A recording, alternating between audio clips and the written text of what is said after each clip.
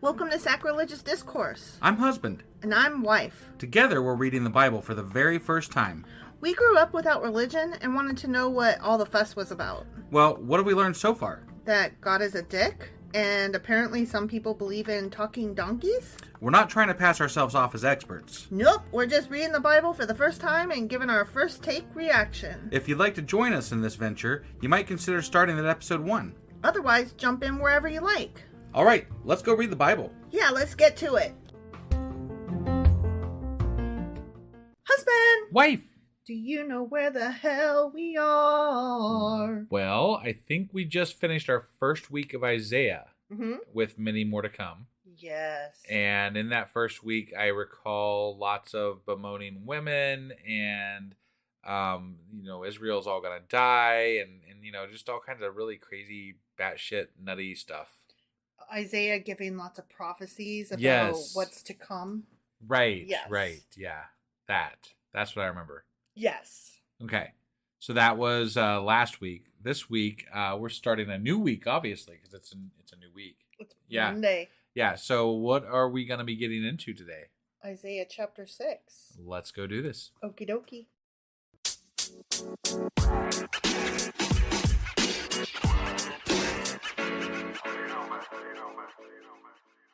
Okay, so we are getting into Isaiah chapter 6. Okay. Continuing on with his nonsense. Yes. And from the notes that I took, it looks like we just got more nonsense coming at us. Oh boy. Are you excited? I'm so excited about the nonsense. I love his nonsense. It's ridiculous and stupid. I don't love his nonsense. I'm just putting that out there. I think it's pretty shit nonsense. About women and about death and, all his and craziness. Prophecies are stupid. I feel like he's the guy railing on the corner about like the end of the world, Oh, he's the one wearing the sandwich board sign that says the end is nigh and ringing the bell. Exactly. Yeah. Okay. In the year that King Uzziah died, that year. Yeah, sure. It was a big year. When kings die. Yeah. Well, I have some notes about this guy. It was a big year. Okay. All right. Yeah. I saw the Lord. Whoa. Yeah, he did. Damn. High and exalted, seated on a throne. Okay. Okay. Mm-hmm. So I saw God. He was sitting up there on that throne. Yeah. And the train of his robe filled the temple. Above him were seraphim, each with 6 wings. Wow. 6 wings. Let me tell you why they had 6 wings. Ready? Okay. With 2 wings, they covered their faces because, they can't look at God, right? Mm-hmm. Yeah. With 2 more, they covered their feet. Okay.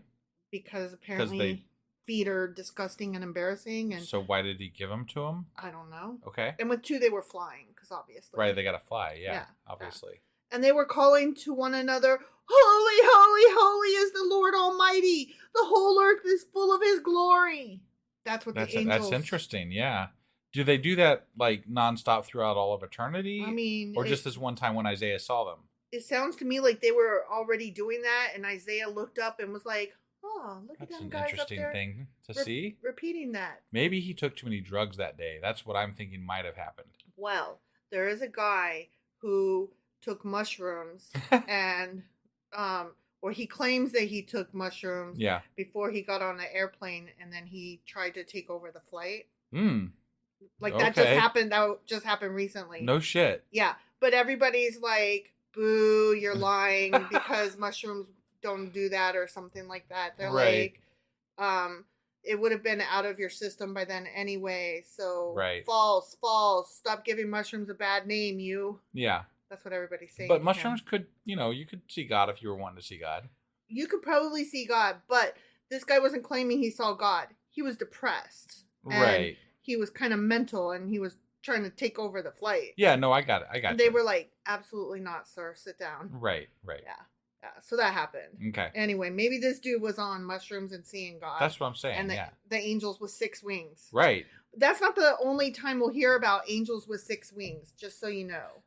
I've seen some depictions of what angels actually look like. I mean, like not not actually, but like supposed to look right, like based yeah. on the descriptions in the Bible, and they're some fucked up beings. They do not look angelic. No, they do not. Let me tell you. Yeah, I've seen pictures too, and they are freakazoids. They really are. Yeah, like everybody has this image of this like heavenly creature, Oh, but like, that is not what the depictions look like when you're talking about the description from the Bible. Yeah, no, they are like Greek monsters. Yeah. You yeah, know? they're crazy looking. They look like they could give the Minotaur a run for his money.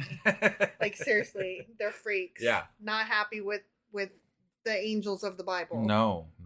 I mean, they got 6 wings. You know? Right. Well, I mean, yeah. Weird. Sure. At the sound of their voices. Yeah, the seraphim. The seraphim's voices, holy, holy, holy. Right. Whatever, great, blah, blah, blah. Mm-hmm. So Isaiah's like, at the sound of their voices, the doorposts and threshold shook, and the temple was filled with smoke. You know, God smoke. I bet was he the only person that saw this? Probably. This once, yeah. I mean, ever. But I mean, other people have claimed to see God in the Bible and said he was sitting up on his throne. Yeah, no, I know. And don't forget, Christians love this part of the Bible. Mm-hmm. Like, really, this stuff is almost like New Testament adjacent. Got it. Okay? Yeah. Because these are all of the things that the Christians like lean on, because they're like, see how those prophecies told what was gonna happen? Yeah. Yeah. They love this shit. Sure. Okay. Yeah. Woe to me, I cried. I would say that too. I guess. If I saw that shit happening. Right. I am ruined, for I am a man of unclean lips, and I live among a people of unclean lips. What do they do with his lips? Shut up. He said lots of bad, foul language. Oh, okay. And he said not nice things. I was just wondering. And my eyes have seen the King, the Lord Almighty. So he's like, oh, fuck me. Yeah, he's not supposed to do that, apparently. No. Right. He's like, oh, even shit. the seraphim had their eyes covered. Yeah. With their, 5th and 6th wings. Mm-hmm, mm-hmm. Yeah. Yeah, I don't understand it right. either. Then one of the seraphim flew to me with a live coal in his hand, which he had taken with tongs from the altar. Okay. You know, coal being hot. Yeah. Angel couldn't. I mean, unless it's not hot. There is coal that's not hot. Well, this one's hot. A live coal. Yeah, okay. So all right, got it. So this one's hot. It was hot. Yeah. Yeah. And so the angel. See, here's the thing, though. They talked about the angel's wings. They didn't talk about if the angels have hands. Apparently they have hands. I guess they have hands in addition to their wings. That's a lot of moving parts. Right? Do they have... Well, and it said they have feet. Right. Do they have legs? I mean, I would think they have to have legs if they got feet. They don't have to, but it sounds like they probably do. It sounds like they're in a bit of a human form. A human with form, 6 wings. but with 6 wings. Right, yeah. Got it. Okay. And so anyway, so this angel picked up some hot coals off of the altar. Mm-hmm. You know, the one that's there in heaven. Right. In front of God's throne. Because why not? Yeah. Sure. With it, he touched my mouth. That's... Why? Did you get, 3rd-degree burns, dude? And said, see, this has touched your lips. Your guilt is taken away and your sin atoned for. Yeah, you just gave me fucking 3rd-degree burns on my lips. I would hope that makes me all better sin-wise. Cancels out. But I don't see how this... I don't understand. He's in heaven. Is it a real fire? No. Probably not. No, it's God fire. Okay.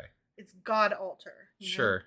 Then I heard the voice of the Lord say, oh, the voice of the Lord. You heard it with your ear holes? Apparently. They didn't bleed out? Apparently not. I don't get it. Honestly, I don't get it, because you're supposed to melt if you see or hear God. Some other people have heard God before in the Bible so far. I think it usually was through another angel, though, wasn't it? Not every time. No, well, some of the prophets Moses were able heard to. Him straight. Right? Yeah.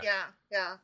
I don't know. It just strikes me as weird. He's just up there talking to God. But that's we've talked about this before. There's no real consistency to how they treat things as far as how they're supposed to work in the Bible. So this is why we have so many fucking contradictions. Mm-hmm, mm-hmm. That is true. Right.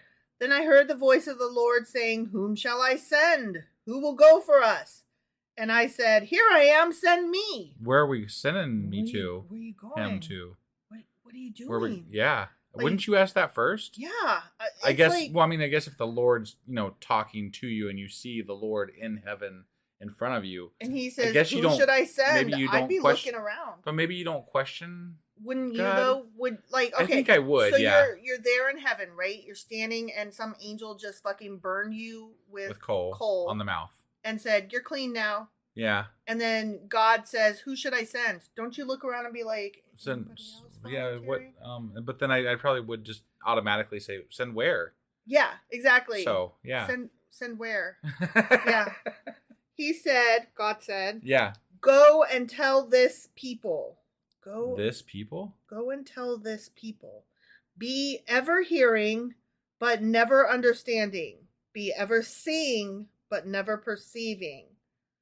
Make the heart of this people calloused. Make their ears dull and close their eyes. Otherwise, they might see with their eyes, hear with their ears, understand with their hearts, and turn and be healed. What? Go on purpose. Make them not be able to understand, and that way they can't be healed. Right? This makes no fucking then sense. Isaiah, said, "For how long, Lord? Yeah. How long do I have to confuse the issue?" Okay. Right? Why are okay? I'm not sure. I'm confused. That's for fucking sure. I'm just reading what's on. No, I hear you. You know, I don't hear the have words. The answers. I hear the words. But I don't understand. Go on purpose, confuse everything. Sure. Yeah. Be the Tower of Babel on purpose. Mm-hmm. Go. Okay. And do this. Yeah. He's like, okay, but for how long though? And God answered, until the cities lie ruined and without inhabitant, until the houses are left deserted and the fields ruined and ravaged, until the Lord, me, has sent everyone far away and the land is utterly forsaken. And though a tenth remains in the land, it will again be laid waste. But as the terebinth and oak leave stumps, so these trees, as they leave stumps, when they are cut down, so the holy seed will be the stump in the land. Okay. I don't get it. That's the I think, well, I mean, this is, so Isaiah is prophesying that, before this, he was prophesying that all the people are going to die and they're going to be scattered and blah, blah, blah. Smothered. Yeah, right? So this is God fulfilling that through Isaiah, giving him some more prophecy to give. Like, hey, I'm going to confuse. This is your tasks now. You got to confuse them to make your prophecy that I told you about apparently come true, right? Okay. So he's got to confuse the people of Israel until they're too confused to function. Maybe I don't really understand what the fuck's going on here exactly. This seems like a dumb plan. Like, it really why would does. God do this? And how does Isaiah have the amount of power to confuse the Israelites to the point that of their own ruin? Right. Like, that doesn't make sense to me exactly either. And I get he's prophet, but like, are you gonna just go around doing like math at them? Like, hold on, I have something that'll really confuse your ass. Let's do calculus. Let me tell you about quantum physics. You know what really confused me? What? Have you ever seen those puzzles where they take they take a toothpick out and then they make like a shape that was there and then they make it into another shape? But they removed a toothpick and they're like, how did you do it? And I'm like, yes, I don't fucking know how you do it. I can't do it. Show me. I can't do those. I'm like, what the fuck? How did that happen? Yeah, I can't do those either. Right. And it's like the same size, but they removed it. I'm like, what? What is that? That doesn't make sense. It doesn't. That would confuse me. Yeah. But I don't know about Isaiah. Isaiah, I would think he's just crazy. I think he's on mushrooms. I think he nailed it. That's what I think, yeah. Yeah. It sounds kind of loony to me. Okay, you know what really confuses me? What's that? Okay, I saw this meme and I was like 100%. Okay. This meme showed it showed plants, right? Yeah. And they're just like totally in water. There's no dirt. And they're like, oh, and they're perfect and happy, right? Mm-hmm. But then they're in dirt and they're sad because they got root rot from too much fucking water. Wait, what? If they're in just nothing but water, they're happy and fine. No root rot. Okay. But if you have like a plant that's actually planted in dirt, you can water it too much. I see. How? But not when How? It's just, I don't know. Why? How? I don't know. I don't understand. I don't either. It makes no fucking sense. I'm like, no. Yeah. You don't. I refuse. You will get the water that I give you, and you will be happy whether there's dirt involved or not. Got it. Yeah. That's what I'm like. Apparently, the plants don't agree with you, though. They don't. And here's the thing. I didn't know anything about that until the kid went on a vacation with their other family, and they left plants for me to take care of. And I'm like, what the fuck? I don't take care of plants. Right. And then they had told me how often to water them. And I had seen the plants for a while, a few weeks ago, soaking just in pure water. Yeah. And I was like, oh, that's neat. Right. And that's a thing? Okay. That's cool. And then I saw that meme right after, and I was like, yeah, what is that? Why? Why? What is it? Why root rot? Why? I don't know. It doesn't make fucking sense. That confuses me like your toothpick. Right. Okay. Right. Yep. Yeah. So do you have root rot aside? Do we have notes on this chapter? I do have some notes. I do. I'm sorry. Okay. I'm sorry. I got really excited about things that are confusing. Right. Okay? Yes. Okay. Okay. One more thing, and then I'm done. Okay.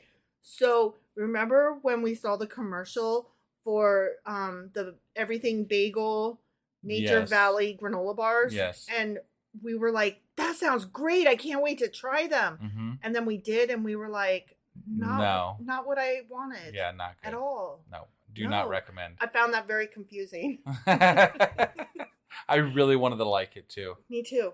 Everything we were so Bagel Nature Valley bar sounded delicious. It sounded so good, but it wasn't.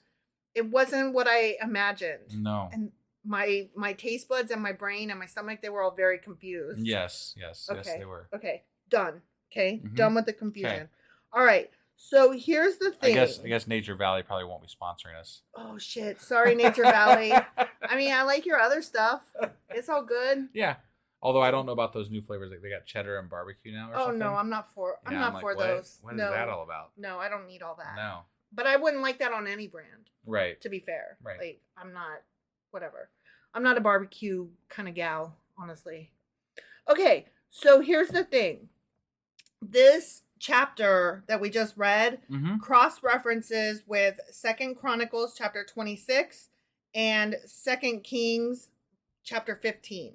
Okay. And in 2 Kings, Uzziah is called Azariah. Okay. But it's the same guy. Okay. Okay. Sure. So here's the thing. Uzziah began his reign when he was only 16 years old, and he reigned for 52 years. And overall, he was a really good king. Okay. Okay. Yep. He had a lot of wins, and he conquered a lot of land, and he followed the Lord mostly. Got it. So to say this happened the year he died, right? It was kind of a big deal. Got it. It was a big year when that guy died. Uzziah's life ended tragically in one of those. I can't remember if it was 2 Kings or 2 Chronicles, one of those, because they're covering the same time period. Sure. It says, he transgressed against the Lord his God by entering the temple of the Lord to burn incense on the altar of incense. Okay. So he burned incense on the altar of incense, but I guess it was the wrong kind on the wrong day. Think maybe it's because he's not a priest or something. Oh, right? That's right. Do you remember that? Maybe it was that he had put. Remember, there was one king that had put the temple in the wrong place or something. Yeah. I don't know. It was maybe one of those. He did it wrong anyway. Right. It was wrong. Whatever it was. Yes, and in response, God struck Uzziah with leprosy, and he was an isolated leper until his death. Ooh. Which was estimated as around 740 BCE. Got it. FYI. Okay. Yep. So that's a thing. Like, to say the year that king died, like, this was after over 50 years of wins and then a tragic end to his career. Got it. So that's why it was kind of a big deal when he was like, hey, remember that one year when that one king died? Yeah. That is the year that I saw God. Got it. It would be like saying, like, so in 2001, that was the year of 9/11 in America. Right. And that was the same year I moved to Ohio. It wasn't, but I'm just saying if it was. Right. Actually, I moved here in 2000. Right. So. Yeah. But whatever. Like, it it was a big deal to say this thing that happened to me that's a big deal happened during this other thing that was a big deal. Sure. Okay? Yep. So, that's one note. Here's another note. This is the only chapter in the Bible where the angel guys were referred to as seraphim. I wondered. That's the first time I had heard it. So, okay. So, seraphim means burning ones. Okay? Oh, okay. Yeah, this is interesting. In other passages, angels are referred to as cherubim. Yeah. Right? Right. Now, there is some question as to whether the seraphim are the same thing as the cherubim. Okay. But the cherubim are often described as burning or made of fire. So there are some people who say absolutely they are the same. Got it. But then there's others who are like, no, they're clearly a separate being. They're right. Separate type of. But I mean, it's really hard to tell because there were so many different translations going back and forth that they could very well be the same. Overall, who fucking cares? Because angels aren't real. Right. But it is interesting that this is the only chapter that refers to any angels at all as seraphim. Sure. Yeah. So anyway, there's that. Okay. I did find it interesting that seraphim means burning ones, and yet even though they're burning ones, they had to pick up a live coal with a tongue. So you're not very burning, right? Are you? Yeah, they can't handle that much burning. Live coals, shit. Right? Okay, this is a note that I came across that's not really about this chapter in particular. Yeah. But it just struck me as so interesting that I had to copy it down. It was about the throne, and I didn't care, God sitting on a throne, right? Yeah. I didn't really care about all of the other notes that, whatever, who cares? It's a throne. God sits on a throne. Sure. Okay. So this guy that was talking about this, and I'm not going to name him because I'm talking shit about him, and I think that would be mean. Okay. But he's talking about the throne and how God sits on a throne and only a king sits on a throne and blah, blah, blah, blah, blah, right? Uh-huh. And then he goes, the core belief of atheism or materialism is that there is no throne. There is a seat of authority or power. There is no seat of authority or power all the universe must answer to. Okay? Yeah. The core belief of humanism is that there is a throne, but man sits upon it. That's not what... No. But the Bible makes it clear that there is a throne in heaven, and no fallen man sits on the throne, but the Lord God is enthroned in heaven. This guy has no idea what he's talking... I mean, he's just making shit up about people. Right? That's dumb. Yeah. Whatever. They all hate... And we eat babies. Got it. Yeah, right. Yeah, exactly. Yeah. We eat babies and we worship Satan and we cast spells on each other and we have sex in the streets. Right. Yeah. What else do? We fuck dogs. I don't know. We ride goats and make them dance in the skies. I don't fucking know. Right, yeah. I'm not in on that aspect of it if y'all are doing that, so. I don't maybe hit us up, let us know how that's going. I don't believe in Satan any more than I believe in God or whatever. Yeah. No, obviously. Even the Satanists don't believe in Satan. So, no, I know. So I take it there was no notes on that confusing bit there at the end of the chapter? No, not that I saw. Okay. I will be doing more research in coming days because it left off in the middle. I think, of a thought. And maybe it'll complete the thought on the next chapter, but that was very odd. It was very odd. It was go confuse people, and Isaiah's sounds great, but for how long? I can have it make sense to my head a little bit, but I still would like some clarification on it. The only thing that I did see was that he was you have to go preach the word of God, and that is confusing, and you have to keep doing it even though it's confusing. Okay. But that's not how that read to me. No. So that's what when I say I have no notes, I'm the only notes that I have didn't read right to me. I don't think they interpreted that correctly. Got it. I didn't trust those notes. Okay. And that was the same guy that talked about the throne, and I was like, Right. And that's the only notes I came across. So. Okay.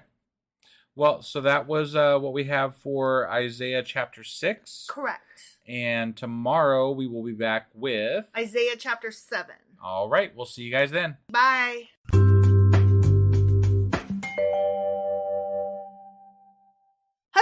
Wife. Do you remember what happened yesterday? I believe Isaiah was on some drugs maybe and saw God in the sky and some angels. On a throne and some angels with 6 wings covering their eyes and shit. Scary. And yeah, it was some weird crap going on. Yeah, 6-winged angels. That's the part I remember. Right. And they were seraphim, which means burning hot, yet they had to use coals to pick up this. They had to use tongs to pick up coals. To pick up coal, not coal to pick up tongs. Right. And they touched Isaiah's lips with it and burned his face off. I don't know about his burning his face off, but they cleansed him apparently by burning his mouth. So I like to think of the scene in Indiana Jones when the dude melted. Not quite how that went. No, but in my head canon, that's the way it went. Got it. Yeah. All right. So yesterday we and we're running late today. Sorry, everybody. Happy Halloween, though. Yeah, happy Halloween. So yesterday we went over Isaiah chapter 6, and that would mean that today we'll be going over Isaiah chapter 7. All right, let's go do this. Okie dokie.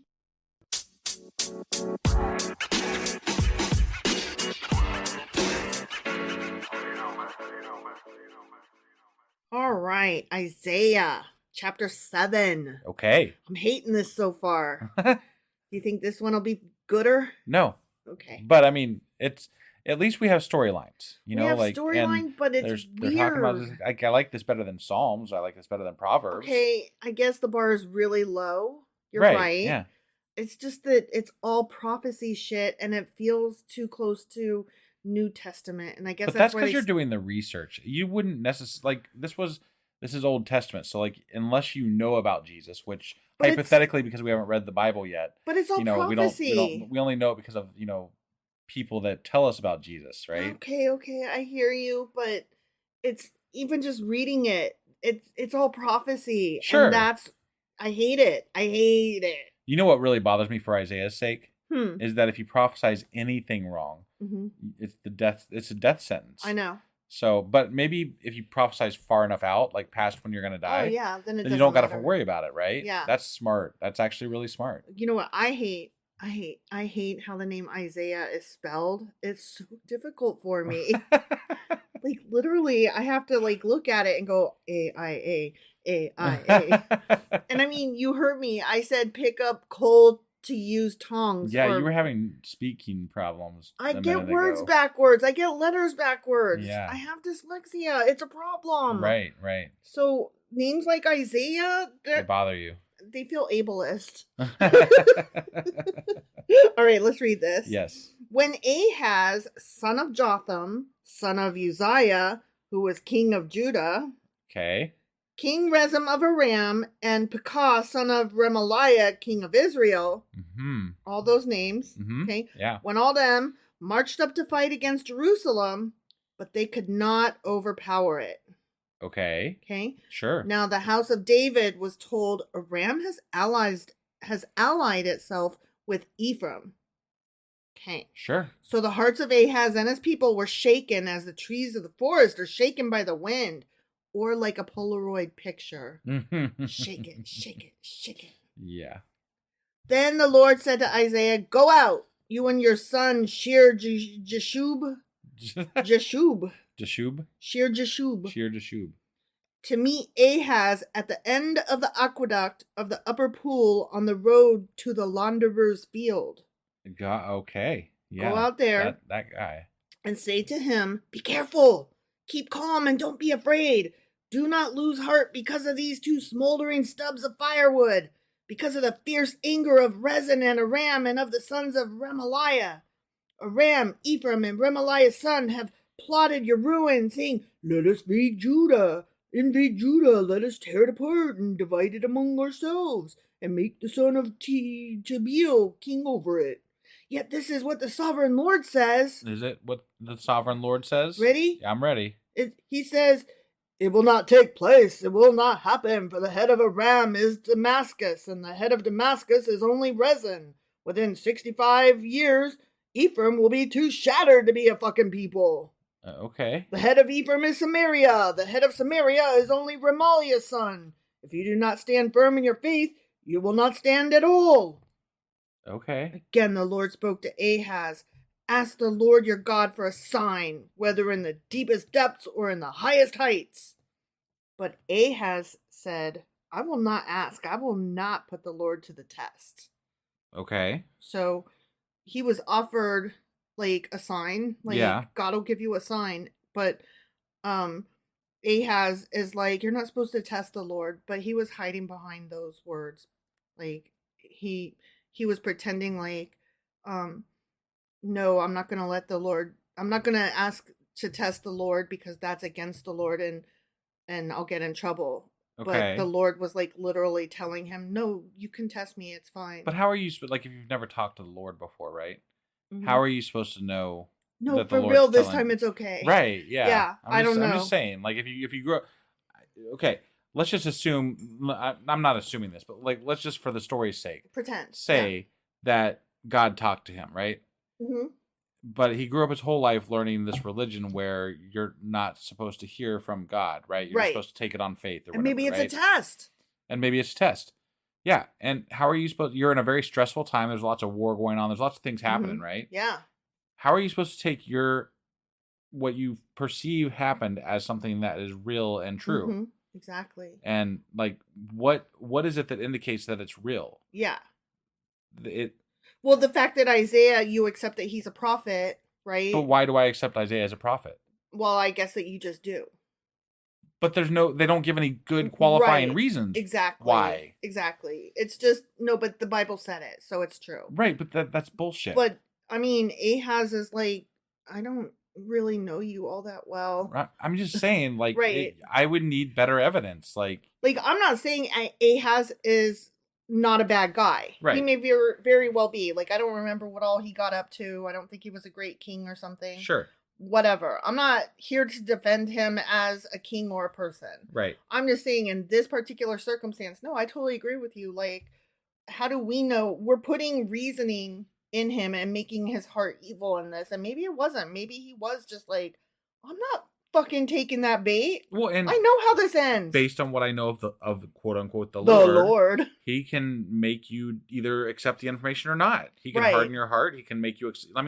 So how is it up to this person in any sense, as to what's going to happen? Is this the moment when you be like, Lord's going to just be razzing me, or when you're like, I totally will do whatever the Lord says, even if it's against what the Lord said yesterday? I really struggle with how to determine what it is you're supposed to do in any given moment with regard to what the Lord wants. Right. Because it's never a direct message, and even if it was a direct message, it could be him fucking with you. Right. Like, there is no consistent message as to how to handle things that come from the Word of God. Right.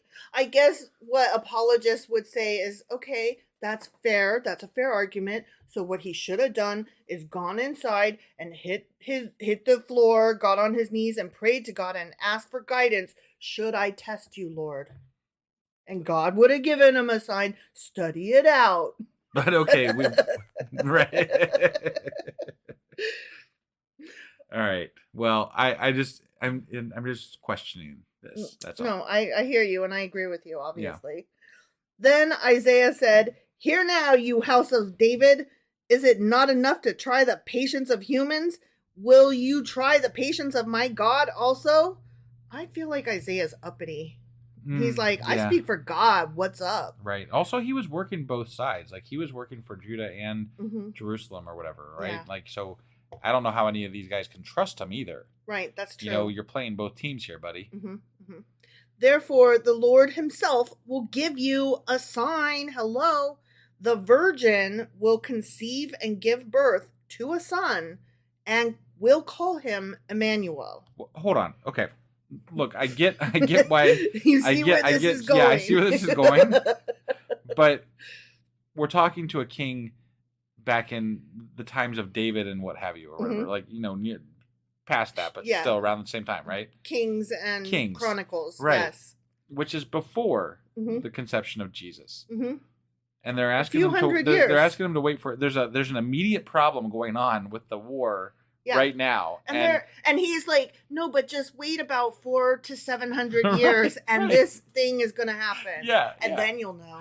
Right. Like that makes no fucking sense. No. Why would you even? You don't even need to bring that up. If it's 400 to 700 years down the road, no one cares. Sure, write it down just to be like, and then they'll talk about me. Right? That's but still. To call that a prophecy about Jesus is such bullshit. Well, I saw notes on this and I didn't write them down because they weren't like super pertinent to this chapter per se. Yeah. But there is an argument over how to accept this. Like Christians are obviously like, nope, he prophesied the Lord, the end.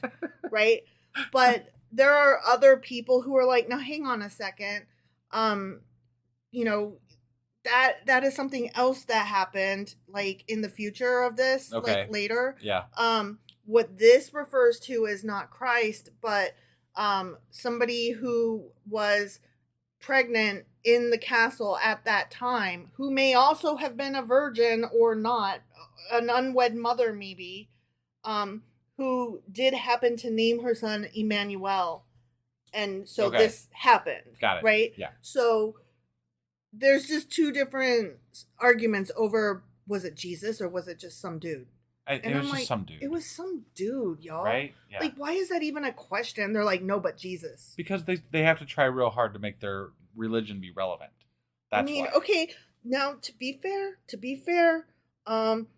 he will give you a sign. The virgin will conceive. Mary was a virgin, hypothetically, right, and give birth to a son. She gave birth to a son. 50% could have gone either way, right? Okay. She named him Emmanuel.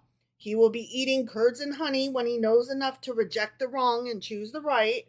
For before the boy knows enough to reject the wrong and choose the right, the land of the two kings you dread will be laid waste. Okay, but anybody who studies religion knows that these things were written by humans. Mm-hmm, mm-hmm. And they were really, really, really wanting to make this work with regard to an extension and the coming Messiah, right? Mm-hmm. Like they wanted this coming Messiah to be so fucking real, right? And so they retrofit it. Yeah. Yeah, I know. I'm trying to play fair here. I'm extending courtesies that are undeserved. I will tell you that much. It bothers me because I don't know how you can read this and say that this. How do you not see that? How do you not see that that's at least a possibility? How do you not discuss that? How do you just accept it on quote unquote faith that this is all just like an actual prophecy and an actual thing that happened, and not say, well, maybe they took this and said the same thing over there because they wanted to, it had to fit. They wanted to make it work. Well, look, here's my thing. I've said it before. I don't have a switch on where I can just disregard all of this and suddenly just be like, you know what? Fuck all this. I believe. Yeah. Right? Like, I don't understand how that works. However, imaginary God guy, Sky Daddy, does have the ability, the power, if you will, the magic to harden people's heart or to fill them with love or whatever. Right. So God could very easily turn on my light switch and make me believe. It would actually make a lot of sense for him to do it in the middle of one of our podcasts for us. Right? We just like suddenly become like godly right now. Right. Like, or 1, 2, 3, go. Or a reluctant prophet who like suddenly became an apologist and was like, actually, husband, I will tell you how this works. Yeah, I mean, can you imagine our listeners if they suddenly heard us make like a 360 or no, it'd be a 180 switch. Yeah, 180 switch. Yeah, and we started talking about God. Oh my goodness! Like they'd be like, "What the fuck happened?" And they'd have to start questioning, right? Like it would be. They wouldn't. They would be like, "What a scam!" Those bitches. Yeah, no, that's what would really happen. But especially Patreon listeners, like they would be like, "I want my money back," and you know what? I wouldn't even blame them. Right. Yeah, but somebody out there would be like, I'm gonna research this. You know what I mean? Because like it would make somebody think. I would think. Maybe. I hope. Maybe people don't think. I hope people don't think we're that shallow. I'm not, but you might be. I'm just not. Just kidding. Neither of us is. That's why we're sitting here, because neither of us is. Right. But I'm just saying, like, I don't have the ability to believe this, and I can only look at this askance, and that's not my fault. Baby, I was born this way, so the song goes, you know? So, okay, but the prophecy goes on. Sure. Okay? The Lord will bring on you and your people and on the house of your father a time unlike any since Ephraim broke away from Judah. he will bring the king of motherfucking Assyria. Boom. Okay. In that day, the Lord will whistle for flies from the Nile Delta in Egypt and for bees from the land of Assyria. You can just whistle for those things? Well, the piper can play a pipe and bring the mice. That's very cool. I didn't the pied know. one. Right, I didn't know that. Not just any piper. Right. The pied one. Yes. Yeah. I want to know, how does one go about getting pied? I don't being know. Pied. But I have to say, even if I could do it, I would not whistle for bees. Or flies, for that matter. You wouldn't. But what if you were the only one that could make the bees come, and scientists came to you and they're like, they ran across the planet, they're panting, and they're like, husband, listen. We know you don't like bees. Know you don't like bees, but you're our only hope. Yeah. The bees are about to leave. So long, and thanks for all the fish, like the fucking dolphins did. Right. And you need to whistle for the bees, because otherwise we are fucked. We are in big trouble. Would you whistle for the bees then? Been nice knowing y'all. Are you serious?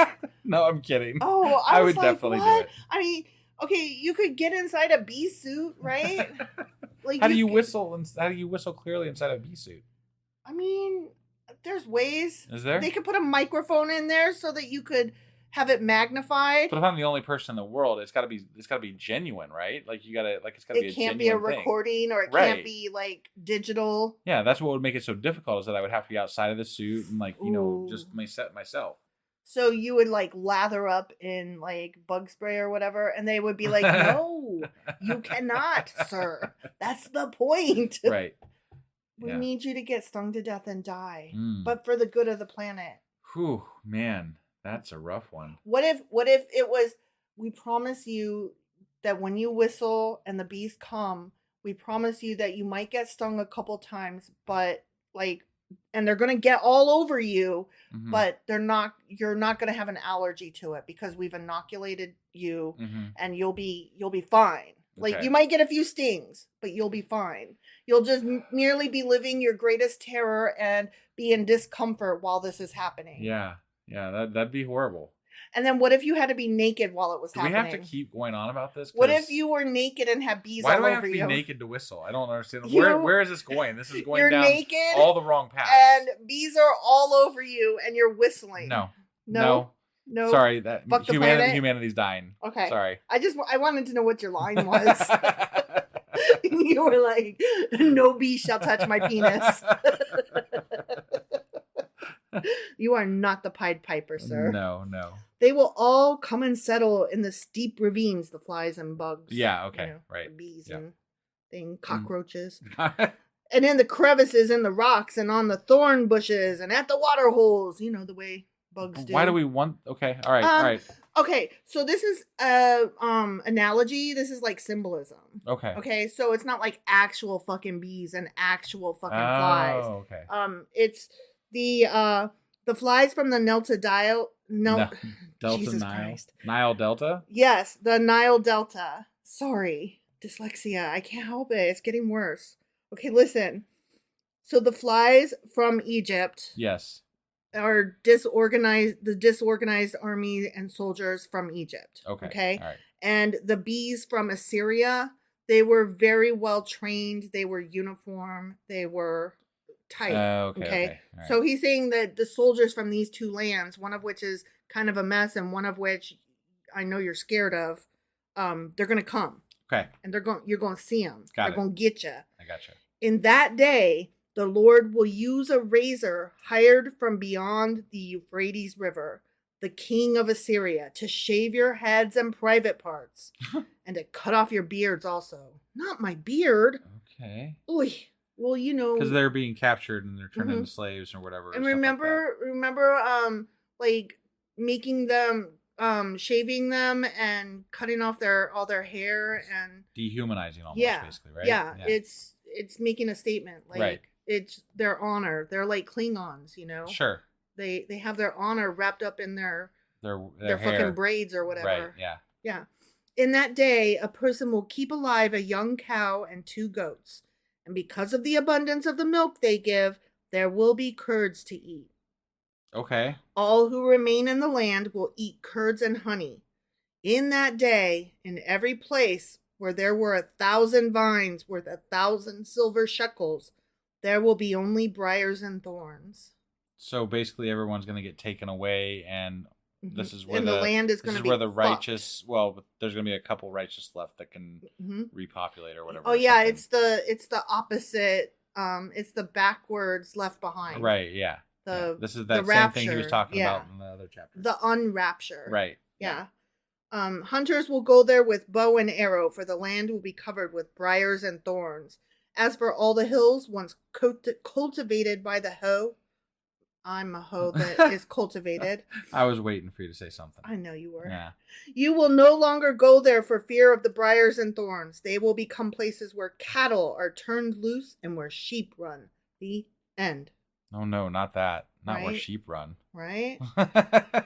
All right. So here are my notes on this. Okay. Yep. This whole chapter was called Isaiah's Message to Ahaz and Shir, Jeshub, and Emmanuel. Okay. Yeah. All right. That prophecy. Okay. So verses 1 and 2 were about the northern nation of Israel and Syria combining to attack Judah. Okay. Yep.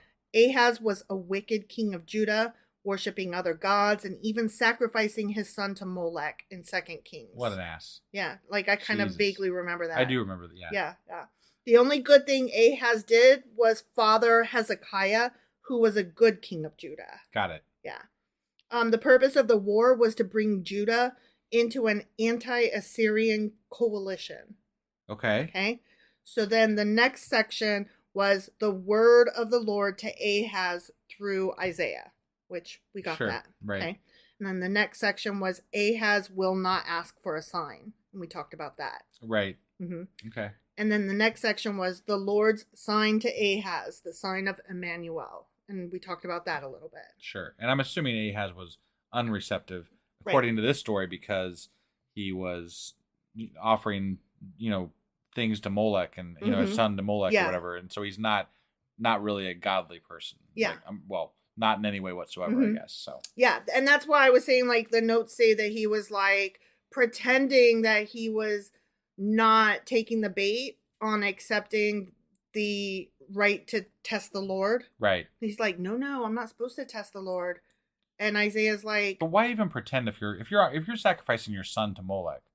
Why would you? Why, if you also believe, like, let's just say any part of you believes that God is real, like the God Yahweh is real, right? You would think that he would be able to see that you sacrificed your fucking son to Molech. Right. So why would you even pretend to be? Here's the thing. That part of the story allows the Christians who read this to use that section as a way of saying, this is how people will use the Bible. This is how, this is how pretenders will use the words from the Bible. They will say things that bear the seed of truth, but are actually untrue, and their actions show that they are not holy or right. Yeah. Okay. And garbage in, garbage out. Like, just because they're telling you something doesn't mean that they're good people. Sure. And they're hiding behind this holy law, but they are bad people. So basically, their holiness doesn't count. If we don't go to your church, we're probably sacrificing our kids to Molech. Yeah, and eating babies. Yes, that is correct. All right. We are doing those things. Gotcha. So the last section was about Assyria, the nation Ahaz trusted, will also bring ruin to Judah. Got it. Okay. Okay. And then, so that's what it was about. And I've already told you, as we read it, all the notes that I saw. Had in there. Sure. Yeah. Okay. Sounds good. So that was Isaiah chapter 7. It was. And it just, I'm sorry.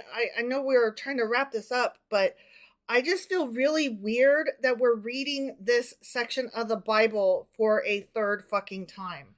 Like, we went through it in Kings, then we went through it in Chronicles, and now we're going through it again. It's true. They make us look at this a million different ways. Right. So, apparently they think it's really important.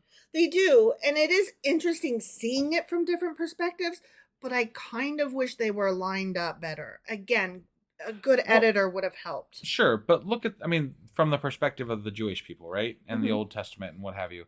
This was a time of a lot of turmoil between different kings, different wars, enslavement of their people, and then not enslavement of their people again.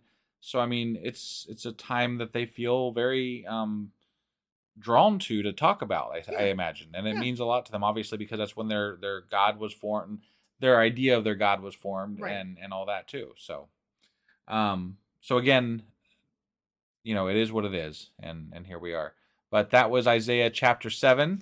Yes, it was. Sorry, I'm trying to... I was looking for a good way to wrap that up, and I lost my thread there for a second. I know, and you were like, and done. Yeah. Like, mid-thought. I know, I know. Oh, okay. I apologize. We're done now. We're done now, I guess, yeah. And we will be back tomorrow with Isaiah chapter 8. We'll see you guys then. Bye.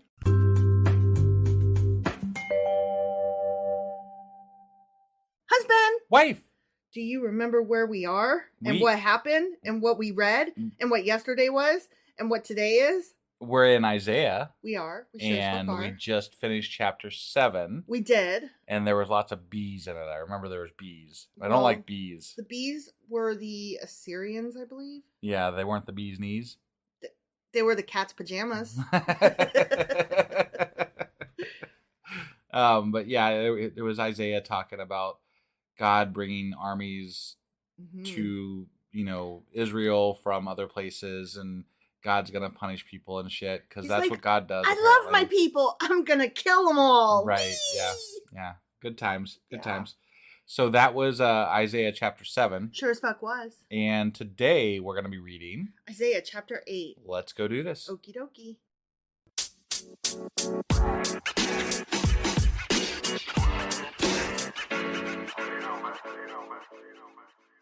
All right, Isaiah chapter 8. Okay. You ready for this? I'm ready. It's going to be more prophecies. I figured, because that's what Isaiah is. Prophecies. Only a prophet. Yep. He's a wizard. Sure. He's magical. I don't know. Has he done magic yet? I don't think he's done magic. Isn't a prophecy a magician type thing? Telling the future? I don't. It's magic adjacent. It's magic adjacent, at least. Yeah. All right.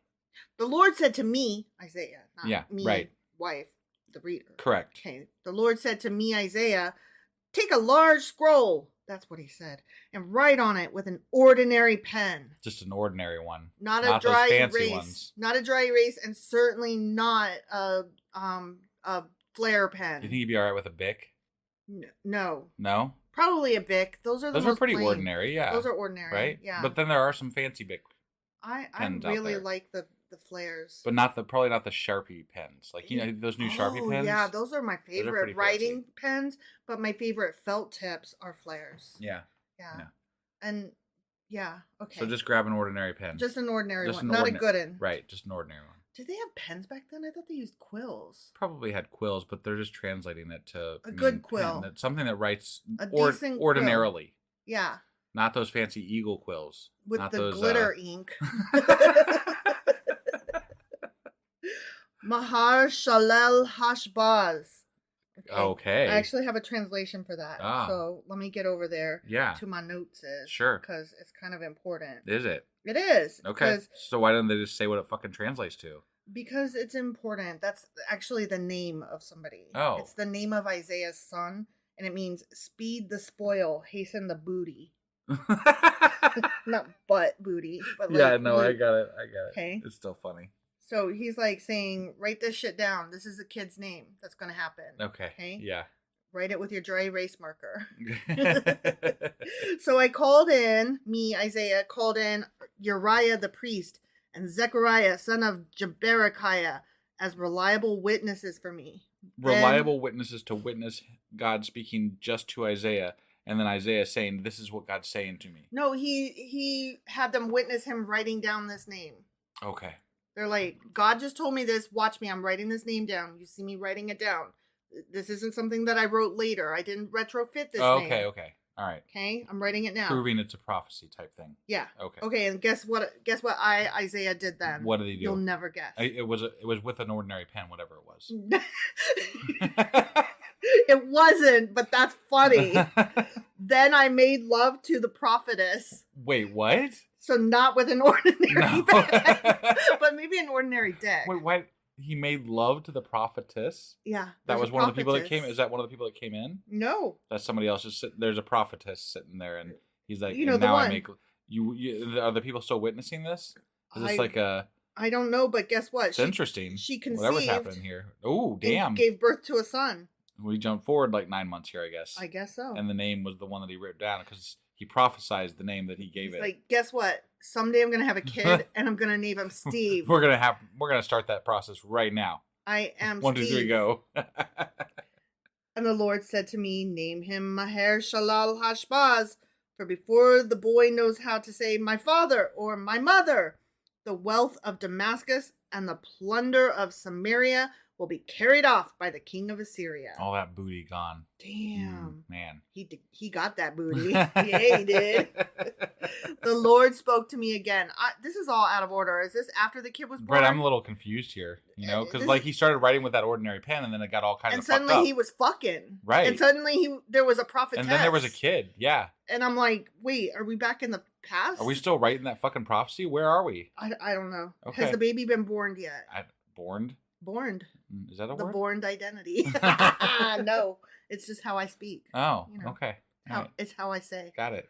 The Lord spoke to me again at some point. I don't know. Our timeline is fucked. Yeah. Because this people has rejected the gently flowing waters of Shiloh and rejoices over Rezin and the son of Remaliah, therefore the Lord is about to bring against them the mighty flood waters of the Euphrates. The king of Assyria with all his motherfucking pomp. I see. Okay? I see. But not his circumstance, just his pomp. It will overflow all its channels, run over all its banks, and sweep on into Judah, swirling over it, passing through it, and reaching up to the neck. That damn Euphrates. When it said overflowing all its channels, yeah, all I could think was, remember back when Max was still called HBO? That was a good channel.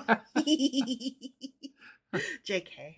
Its outspread wings will cover the breadth of your land, Emmanuel. So we're talking about like another regional. We're talking about a flood again. Yes, always. But is this a flood or is this like a? Is he talking about them flooding in from? Right. Is this Syria, a water flood or is this an invasion flood? Right, because he kind of.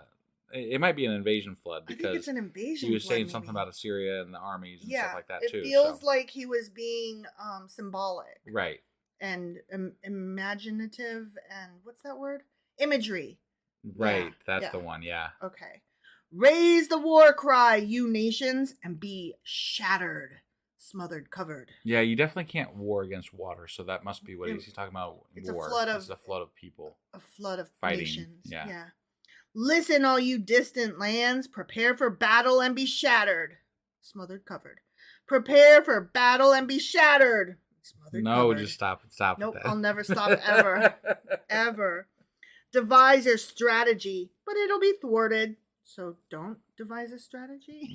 Yeah. Why bother? Right. Propose your plan, but it will not stand, for God is with us. The man. Wait, God is with who? I don't know. I thought Assyria. I'm confused. I'm confused. I thought God was sending people to destroy Israel. Yes. So are they saying God is with the Assyrians and that's what I think. Who don't believe in Him? Yeah. And like I'm really confused as to what's happening. I think God is sending other people to destroy His own people because His own people suck so hard that He's like, I'd rather fuck with them than with you. But how can people that don't believe in God say that God is with them? They don't even believe in Him. I don't know. So that makes no sense. But God is with them. I guess. They don't have to believe in Him. He believes in them. This is what the Lord says to me with His strong hand upon me, warning me not to follow the way of His people. Do not call conspiracy everything this people calls a conspiracy. Do not fear what they fear and do not dread it. The Lord Almighty is the one you are to regard as holy.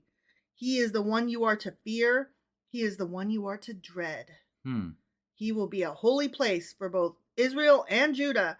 He will be a stone that causes people to stumble and a rock that makes them fall. And for the people of Jerusalem, He will be a trap and a snare. He's all about fighting His own people. He loves it. He loves murder and mayhem and blood. Yeah. Many of them will stumble. They will fall and be broken. They will be snared and captured. Okay. So bind up this testimony of warning. That's what... This is the scroll. So this is before he screwed the prophetess and before he had his kid and all this. I really don't know. Because he told him to start writing with the ordinary pen, okay, right? Yeah. Okay. So, like, we jumped ahead and then we came back. Okay. I think. So he hasn't fucked the girl yet? Maybe not. Okay. Yeah, I don't know. Unless that happened, like, as he was writing it. In the midst of writing, and then came back to the writing. And fucked and now he's writing again? Yeah, that could be. Okay, I don't know. But the kid's not born yet, at least. You think? Not? I mean, not if he's still writing the scroll. Oh, and they haven't been attacked yet. Because it said that he was going to be... The land would be attacked before his kid was grown or something. Yeah, shit like that. Okay. Bind up this testimony of warning and seal up God's instruction among my disciples. I will wait for the Lord, who is hiding his face from the descendants of Jacob. Why? Why doesn't he show his face? Because he's a dick. He's such a dick.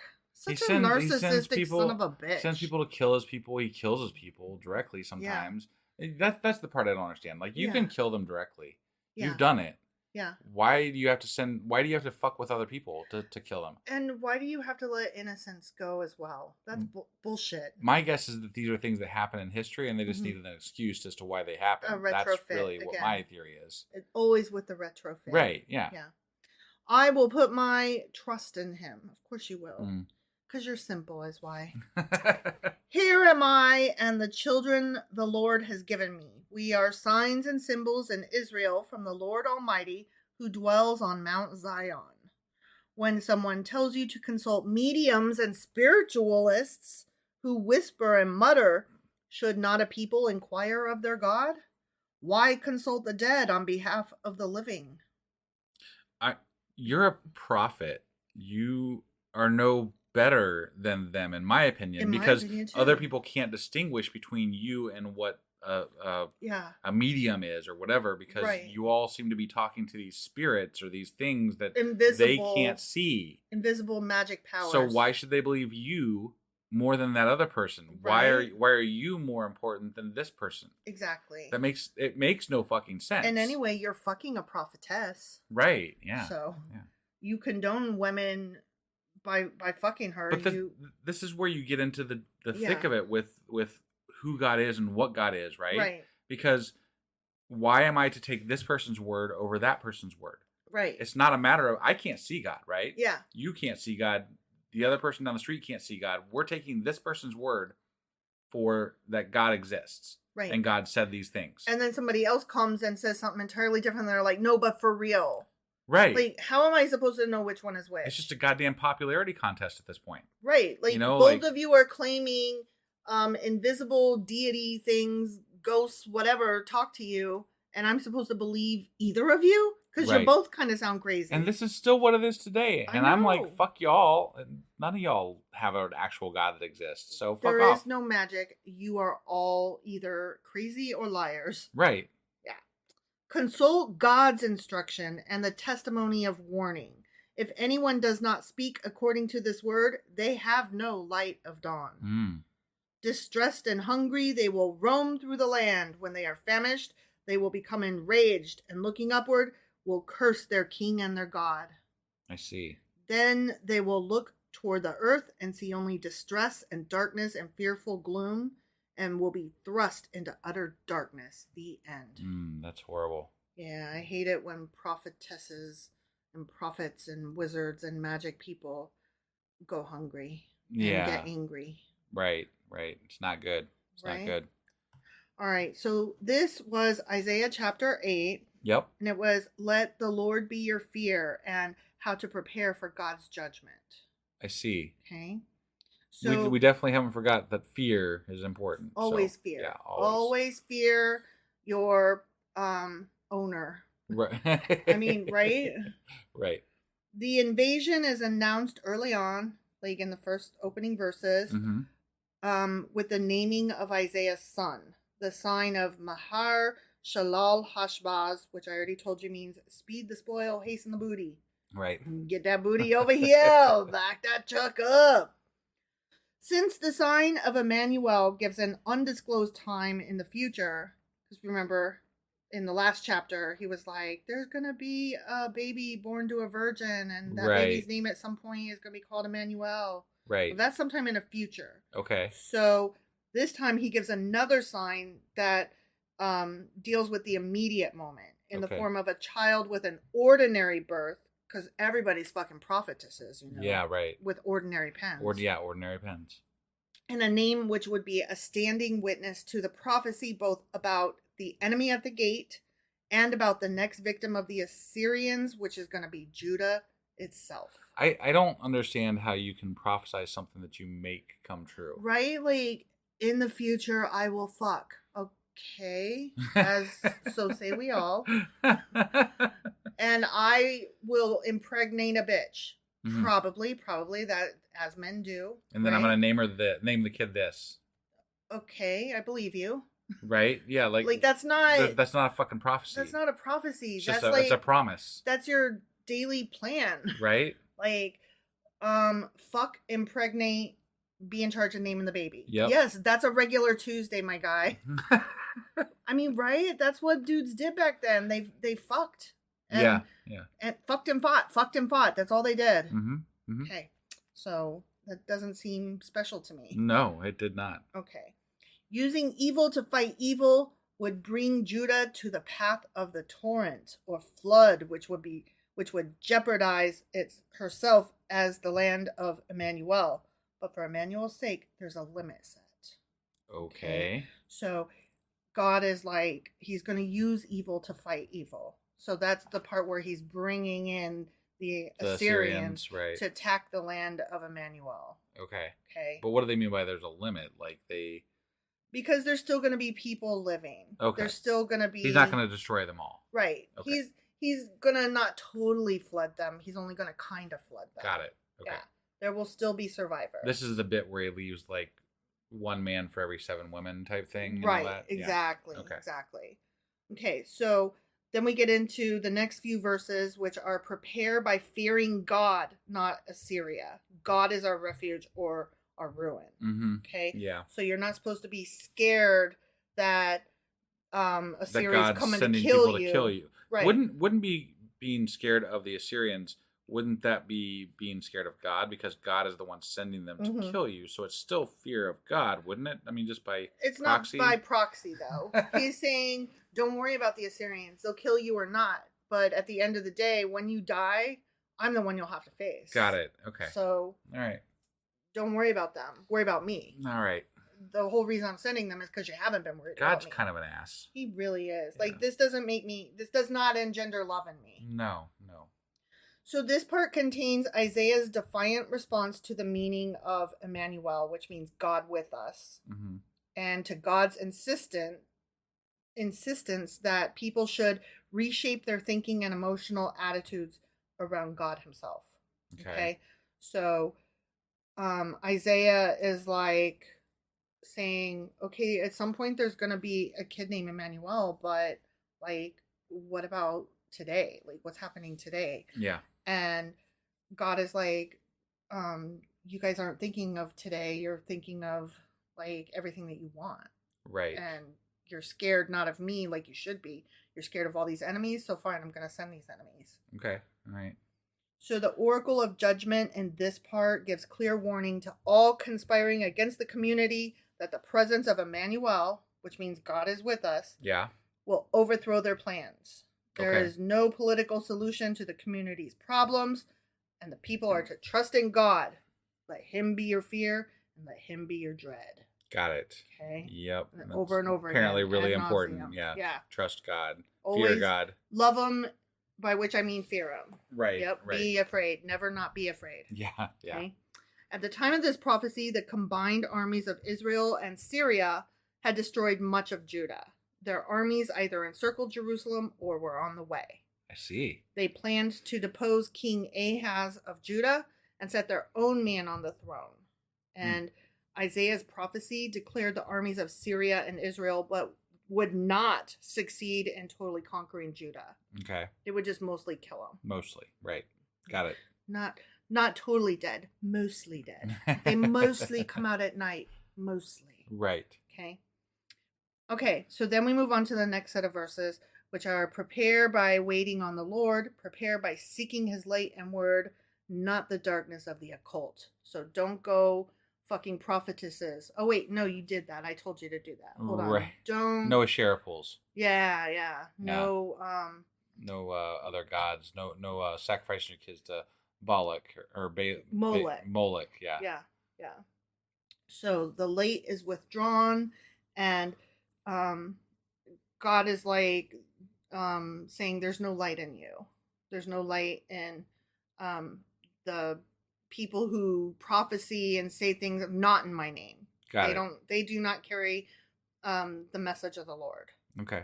And he's saying this part indicates that Israel is losing God's teaching and blessing, and because Israel is refusing the light of Again, God. I question that because you're trusting human beings to be truthful about the word of God or whatever. Right. Whereas there's other people saying different things. Just as believably and emphatically and right. hard. And again, that's still true today. Mm-hmm. There's all kinds of different religious groups out there. Yep. And they're all saying something different. So what is it that makes... How are you able to discern which one is correct? Right. They all think they're fucking correct. Yeah. So whatever. It's a bunch of shit. It really is. And it's an impossible choice. Right. You're supposed to just pick one and assume that is the correct one. And I don't understand. Again, I can't, like I said this yesterday, I can't just flip a switch and start believing. But even if I could, I would have to pick one. And I don't know which one. Well, and then people would be like, trust your heart, trust your, ask for God's guidance or whatever. Right. And ultimately, whatever you pick is going to be correct, right? But then the people that aren't part of that group don't think it's correct. So because they're following their heart. Right. So like your heart told you this, but my heart doesn't. So one of our hearts is lying. And if we're to believe there really is a God, then somebody's fucking wrong. Actually, a lot of people are fucking wrong. Right. So I don't get it. I don't fucking get it. Right. I really don't. Yeah. So at the time Isaiah spoke, the leaders and the people of Judah were waiting. They were actually physically waiting on the armies of Israel and Syria because they were under attack. I see. So all this was happening like as Isaiah's like giving these prophecies. Ah, okay. So again, he's like, today I'm going to fuck. And I'm probably going to impregnate this bitch. And she's going to have a baby. And this is what we're going to call him. Right. And that's a prophecy. Yeah. Okay. Also, I heard from a scout today that there's armies on the edge of our empire. So I'm going to write that as a prophecy also. So I bet that they attack us. And that's a prophecy. Yeah. Okay. Yeah, I see really how dumb. you roll. That's really dumb. Like, I could do that. Let's see. There's dishes on the counter. I prophesized that I am going to run the dishwasher today. Yeah. I might even have to run it twice. Yeah. Because there's enough for 2 loads. Right, yeah. Oh, you know what? Also, I don't have any clean jeans. I bet I do a load of laundry today. Yeah. Yeah. So that is my prophecy. Yeah, that's pretty good prophecies there. Yeah. Did you write it down with an ordinary pen? Actually, I wrote it down with a special God pen. Oh, special God pen, huh? I mean, it's a Sharpie pen. Those Sharpie gel pens, they're like, what are they, S gel? This may be why you're not getting as much as you want done, though, because God wants you to write it down with an ordinary pen. But the thing is, the ordinary pens, they're gloppy, and they don't write as smooth. So, honestly, those pens could eat my ass. There's a whole drawer full of them in this desk. Yeah. I would throw them away, but also there's a part of me that's like, but they still work and they're pens. You can't throw away pens. That's a working pen, yeah. Yeah. So those are the ones that, like, if somebody comes over, nobody ever comes over. But if somebody ever came over and was like, hey, I need a pen, I would be like, use one of these ordinary pens. Yeah. Not one of my special S gel pens. Right. Sharpie pens. Yep. Yeah. So I wrote those prophecies down with my special pens, not the ordinary pen. Therefore, they shall probably not come to pass. So that means I don't have to do dishes and laundry. Yes. No, that's not what that means. Damn. All right. So the heading on into the end here. Yep. When he says tie up this writing or whatever he said. Okay. That you already commented on it. That we're going back to right because he finished it up. And that was his prophecy, which we read that and understood it. Sure. I didn't need that explanation. But God is like basically trying to tell them, you need to think differently about me now. You need to. But he's telling them to think about him the same way that he's always said. Yes, which it's is always fear fear me. and love and whatever. You're not fearing enough, so I'm going to kill you. Yeah. That's not new. It's the same fucking thing. Yeah. So that's the end. That's all I got. All right. So that was Isaiah chapter 8. It was. It sure as fuck was. And we will be back tomorrow on time with what? Isaiah chapter 9. All right. We will see you guys then. Yep. Bye.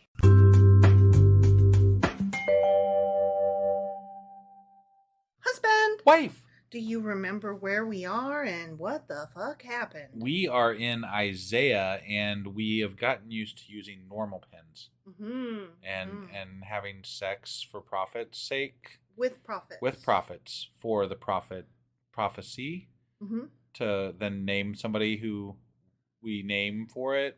And I don't know. There's a lot of crazy shit. So yeah, that's all. That's all I got. Telling the future with a normal Tuesday activities. Yes. Yes. So that was Isaiah chapter 8. It sure as fuck was. Which means that today we're going to be getting into Isaiah chapter 9. You ready to do this? Okie dokie. All right.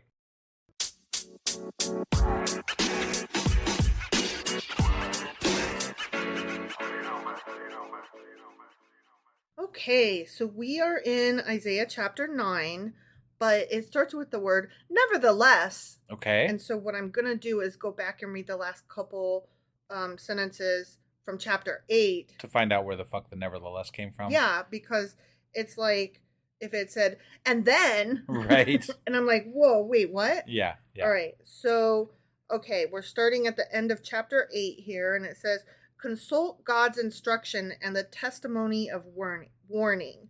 If anyone does not speak according to this word, they have no light of dawn.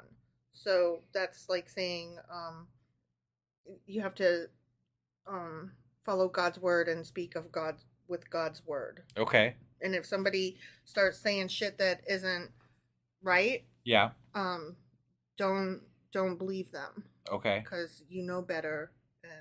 Because you fear God. You know are God. Walking upright and straight and on the straight path. You're on the right path. Yeah. Not the left path. And yeah. And you fear God. Follow your nose. It always knows. Right. Yeah. Distressed and hungry, they will roam through the land. When they are famished, they will become enraged, and looking upward, will curse their king and their God. Then they will look toward the earth and see only distress and darkness and fearful gloom, and they will be thrust into utter darkness. Yeah. Nevertheless. Okay? Yeah. So now we're in chapter 9. Okay. There will be no more gloom for those who were in distress. Okay. So that is funny because he's like, but distress. And then the next chapter, he's like, JK. Right. So like, does that, I'm assuming that doesn't actually apply to everybody. It sounds like he's saying if you weren't in distress because you were living the high life, distress is coming for you. But if you were already in distress, I'm not going to give you more. Or everybody's going to be in distress, but the ones that fear God and love God will end up being okay, whereas the other ones won't. Maybe. Okay. I don't know. Either one of those. I'm not sure which. Sure. In the past, he humbled the land of Zebulun and the land of Naphtali. But in the future, he will honor Galilee of the nations by the way of the sea beyond the Jordan. The people walking in darkness have seen a great light.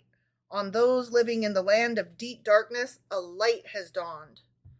God's a-coming. Okay. When you see him rolling. So is this... I would assume that Christians see this as their way into God, right? Mm-hmm. Like God used to be just about Israel, right? Yeah. And they're like, but no, see, other people are seeing the light now and whatever. They coming, yeah. You have enlarged the nation and increased their joy. They rejoice before you as people rejoice at the harvest, as warriors rejoice when dividing the plunder, the booty. Yeah. Right. But not the child booty. Right? Yeah, like that happened way too often in the Bible. Yeah. For as in the day of Midian's defeat, You have shattered the yoke that burdens them, the bar across their shoulders, the rod of their oppressor. Every warrior's boot used in battle and every garment rolled in blood will be destined for burning, will be fuel for the fire. Oh, okay. Here we go. And now we have some shit that is Christian-like. Got it. Yeah. For to us a child is born. To us a son is given. And the government will be on his shoulders. And he will be called Wonderful Counselor, Mighty God, Everlasting Father, Prince of Peace. So you can see how the Christians have snagged this, right? Yeah, but the wording there doesn't exactly fit Jesus either. The government was not on his shoulders, from what I understand. He was not like government official or anything. Right. He was not a king or anything like that. He's the king of kings. He's just the Messiah, right? Yeah. Yeah. So I mean, you're making they're doing extra work to make this fit. Yeah. Yeah. Definitely. Still, because the Jewish say no, we're still talking about that one Emmanuel guy who's not the Jesus Emmanuel guy. Right. It's the one kid. Yeah. That That's I fucked not a Jesus. prophetess. Right. Yeah. I kissed a prophetess and I liked it. Yeah. Of the greatness of his government and peace, there will be no end. He will reign on David's throne and over his kingdom, establishing and upholding it with justice and righteousness from that time on and forever. The zeal of the Lord Almighty will accomplish this. Okay, again, they're equating two things. Like some of this sounds human, like taking David's throne. Yes, Christians could backtrack this to make it sound like that's the kingdom of heaven, right? Right. But at the same time, it could just as easily just be a kingship, Yeah. And so they're trying to make something out of something. Something else. Like, yeah. Yeah. It's just not quite the. It's like, we're not talking about you. This isn't about you. This isn't for you. Oh my God. And I can totally see like the Christian preacher or pastor or whatever up there picking these chapters apart and saying, this says this and that says that. And this fulfills the prophecy of Isaiah. No, I can hear the words, I can hear the things that would fit. But when you look at this thing overall, it doesn't quite match. And also you have to realize that at some point, another human wrote the New Testament. Yeah. Another human wrote that and had already known about Isaiah. Right. And made this fucking fit. Right. As best they could. Yes. It just, I mean. The retrofit is just amazing. Right. I mean, I just don't see, like, to base as much anger and hatred and I don't know. The shit that happens with the right-wing Christian nationalists, to base all this off of this is absurd. Yes. I don't get it. So whatever. Sorry, continue. You were getting off on a tangent. I was. The Lord has sent a message against Jacob. It will fall on Israel. All the people will know it. Ephraim and the inhabitants of Samaria, who say with pride and arrogance of heart, the bricks have fallen down, but we will rebuild with dressed stone. The fig trees have been felled, but we will replace them with cedars. But the Lord has strengthened Rezin's foes against them and has spurred their enemies on. Arameans from the east and Philistines from the west have devoured Israel with open mouth. Yet for all this, his anger is not turned away. His hand is still upraised. He's still pissed, huh? Yeah, I guess. He's like, no, I'm going to kill all of you. I mean, he's killed the entire planet before. So, yeah. I mean, I don't know why we wouldn't expect something of this magnitude. Is God still mad? Really? Let me work on my shock face. He's such a pissy baby. He always really mad. He really is. But the people have not returned to him who struck them, nor have they sought the Lord Almighty. So the Lord will cut off from Israel both head and tail, both palm branch and reed, in a single day. The elders and dignitaries are the head. The prophets who teach lies are the tail. Those who go, that could apply to today. Yeah. That would be nice. Yes, please do cut them off, please. Right. Those who guide this people mislead them, and those who are guided are led astray. Therefore the Lord will take no pleasure in the young men, nor will he pity the fatherless and widows, for everyone is ungodly and wicked. Every mouth speaks folly. Hold on. He's saying they were led astray. They were misled. Right. So because of the fact that their leaders suck, I'm going to punish them too. This was my entire problem with this story so far, is that you have to believe other human beings in order to get the message of God. Right. So if you have contradictory information, how is it at all your fault? Right. That you're not understanding the information being given to you when you have so many different messages being told. Right. It's just this whole thing, for God to get mad at you for not speaking to you directly, but trying to convey a message through a certain prophet who you're supposed to understand is the correct prophet somehow for no real reason. Right.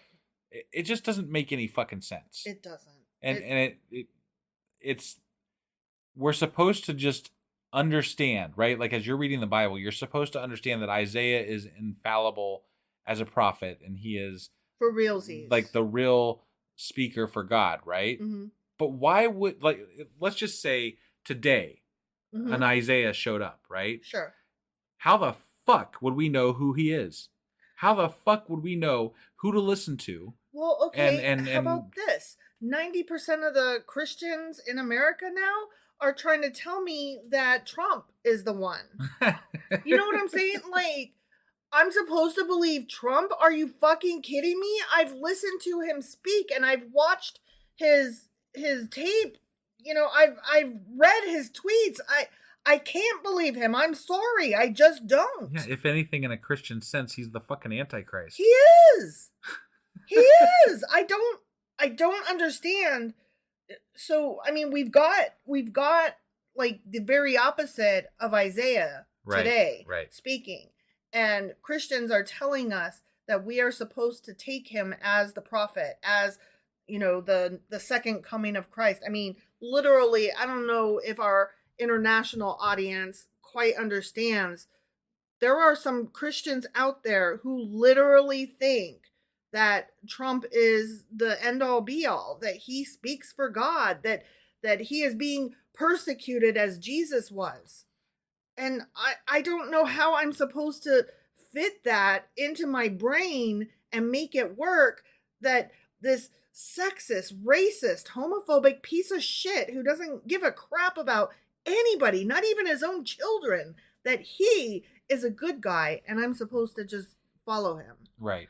He doesn't even know what the hell he's talking about from one second to the next. He doesn't know what country he's talking about. He doesn't know the leaders of different countries. He gets confused. Did you hear he didn't even know what city he was in? He didn't even know what city he was in. Yeah, I was listening to that with you. Yeah. He was in... I think he was in Sioux Falls. And thought he was in Sioux City or something like that? Yes, or vice versa. Something like that. Yeah.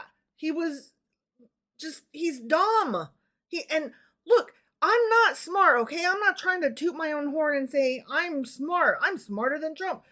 I'm not trying to get people to follow my lead. I'm not trying to like be the president, right? Right. So don't like try to pull me up by saying, well, if you think you could do better. I'm not saying that. I'm saying a fucking rock could do better. Do you know that some of these right-wing Christian nationalists that are on like YouTube and shit now, they're referring to themselves as prophets? That doesn't shock me. No, I was not aware of that, but it doesn't shock me. So we've got people walking around claiming to be prophets. Oh yeah. And we're supposed to just believe they speak for God. What? Right. What? Right. So yeah, I have feelings for these misled people that God is so mad at. Right. Fuck you, God. Because the ones that I've heard that say that they're prophets, fuck them. Yeah. I've heard their message. They're fucking horrible people. Yeah. No, just this does not work for me. Right. And again, how do you determine? How, like, I don't believe in God. Okay. Like that, we've established that. Right. But if God were to talk through human beings, how the fuck do you determine who is the correct human being? Right. What is the criteria? How is the layman supposed to figure that out? And then you choose to punish those people because they didn't follow the correct thing. They guessed wrong. It's complete and utter bullshit. It's not fair. It's incorrect. It's not a good system. Not at all. God failed. Yes. The God in this book is a big, huge fail. And that doesn't surprise me because he's a human creation and humans are dumb and they suck. Right. Yet for all this, his anger is not turned away. His hand is still upraised because he's a fucking child. Surely wickedness burns like a fire. It consumes briars and thorns. It sets the forest thickets ablaze so that it rolls upward in a column of smoke. Why is God never referred to as wicked when he's the one fucking killing people? I wonder. I'm just saying. I wonder. By the wrath, I think he's a demon. Right? I think, according to the definitions given in this stupid book, I think he's a fucking demon. Right. By the wrath of the Lord Almighty, the land will be scorched, and the people will be fuel for the fire. They will not spare one another. On the right they will devour, but still be hungry. On the left they will eat, but not be satisfied. Each will feed on the flesh of their own offspring. Oh. Damn, there's those is. Non-believing eating, yeah. Atheists eating their babies. Right. There we go. Yeah. Manasseh will feed on Ephraim, and Ephraim on Manasseh. Together they will turn against Judah. Yet for all this, his anger is not turned away. His hand is still upraised. The end. Okay. I don't recall a lot of historical stories of like an entire country turning against each other and eating their babies and stuff. I don't think that actually happened. No. You know what does? But it is happen, a horrible story to imagine. You know what does happen is a lot of Christians who are closet pedophiles and closet sexually repressed individuals, right? Who are disgusting. Yeah. So I think that if you took all of the depraved people in the world and asked them their religion, I bet the majority of them are Christian. Well, or some sort of repressive religious sect of some type. Yeah. Yeah. I bet you anything. I don't think it has to be exclusively Christian. So no, that's just who I'm mad at because of where I live. Right. So. And the funny, I mean, I was in an argument the other day on Twitter with somebody, and they were talking about trans groomers and all this crap, and like they put up they've shared, it was somebody I'd argued with before, and they've shared the same article twice, like in these arguments, and I'm like, is that all you have? Because I can throw up 9 articles in a matter of 5 seconds with priests in the last week that did something that's ridiculous, right. So I mean, and then they're like, and then they found one more article. I'm like, yeah, I just tossed up like 9 articles. Yeah. So you still got time to go, and that was just from this week. You were pulling up shit from like years ago. Yeah. So guess what? Whatever. You're gonna find a shitty human being in every color, every age, and every gender and every sexuality. Right. You're gonna find shitty human beings across the board. Right. No, I mean, like that's the literal interpretation for Christians, is that it only takes one trans person to be a pedophile for them to be like, they're all evil and horrible. But you can have endless amounts of fucking preachers and boys, pastors and priests doing this shit, and they don't give a fuck. No. They're like, well, they took advantage of the system. I'm like, what are you fucking, do you even hear yourself? They don't do math, bro. Right. And then they don't even admit that the churches are giving them a pass after the fact on top of that. Right. Like, they don't even get in trouble because the churches protect them. Right. It's ridiculous. Right. I loved the movie Spotlight. It was so good, and it was about the Catholic Church and all of that stuff coming out. Right. So that was a good movie if y'all haven't seen it. Yeah. Did you have some notes for this chapter? No, actually, I think what I want to do is go back to our Q&A Saturdays because we're getting into some like heavy stuff here. Okay. And I just feel like maybe easier to talk about on an overarching basis as opposed to an everyday basis. Yeah, and I feel like maybe I was being a little too boring in what's supposed to be fun. Like we're supposed to read and react and have fun. Sure. And so I have notes, but I will hold off on them, and we'll bring back Q&A Saturday and talk about it then. Sounds good. Okay, so I guess that's all we got for today then, right? That is all we got for today, right? That was Isaiah chapter 9. Sure as fuck was. And that means that we will be back tomorrow with Isaiah chapter 10. We'll see you guys then. Bye.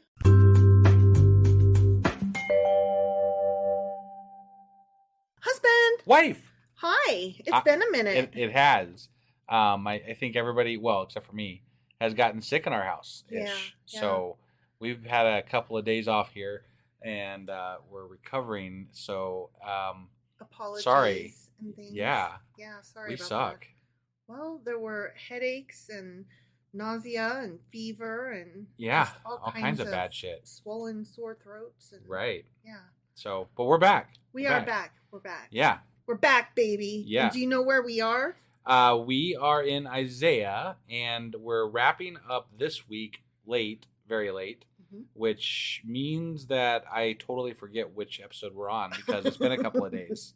Okay, so the last one we did was chapter 9. Okay. And today we are getting into chapter 10, and Isaiah is just telling all kinds of shit that's going to come to pass, and he's going to fuck a prophetess and name his baby. Something about a booty. And people think Jesus is in this thing too. And whatever. Right. Yeah. All right. Sounds good. You ready to get into this? I sure as fuck am. Let's do it. Okie dokie.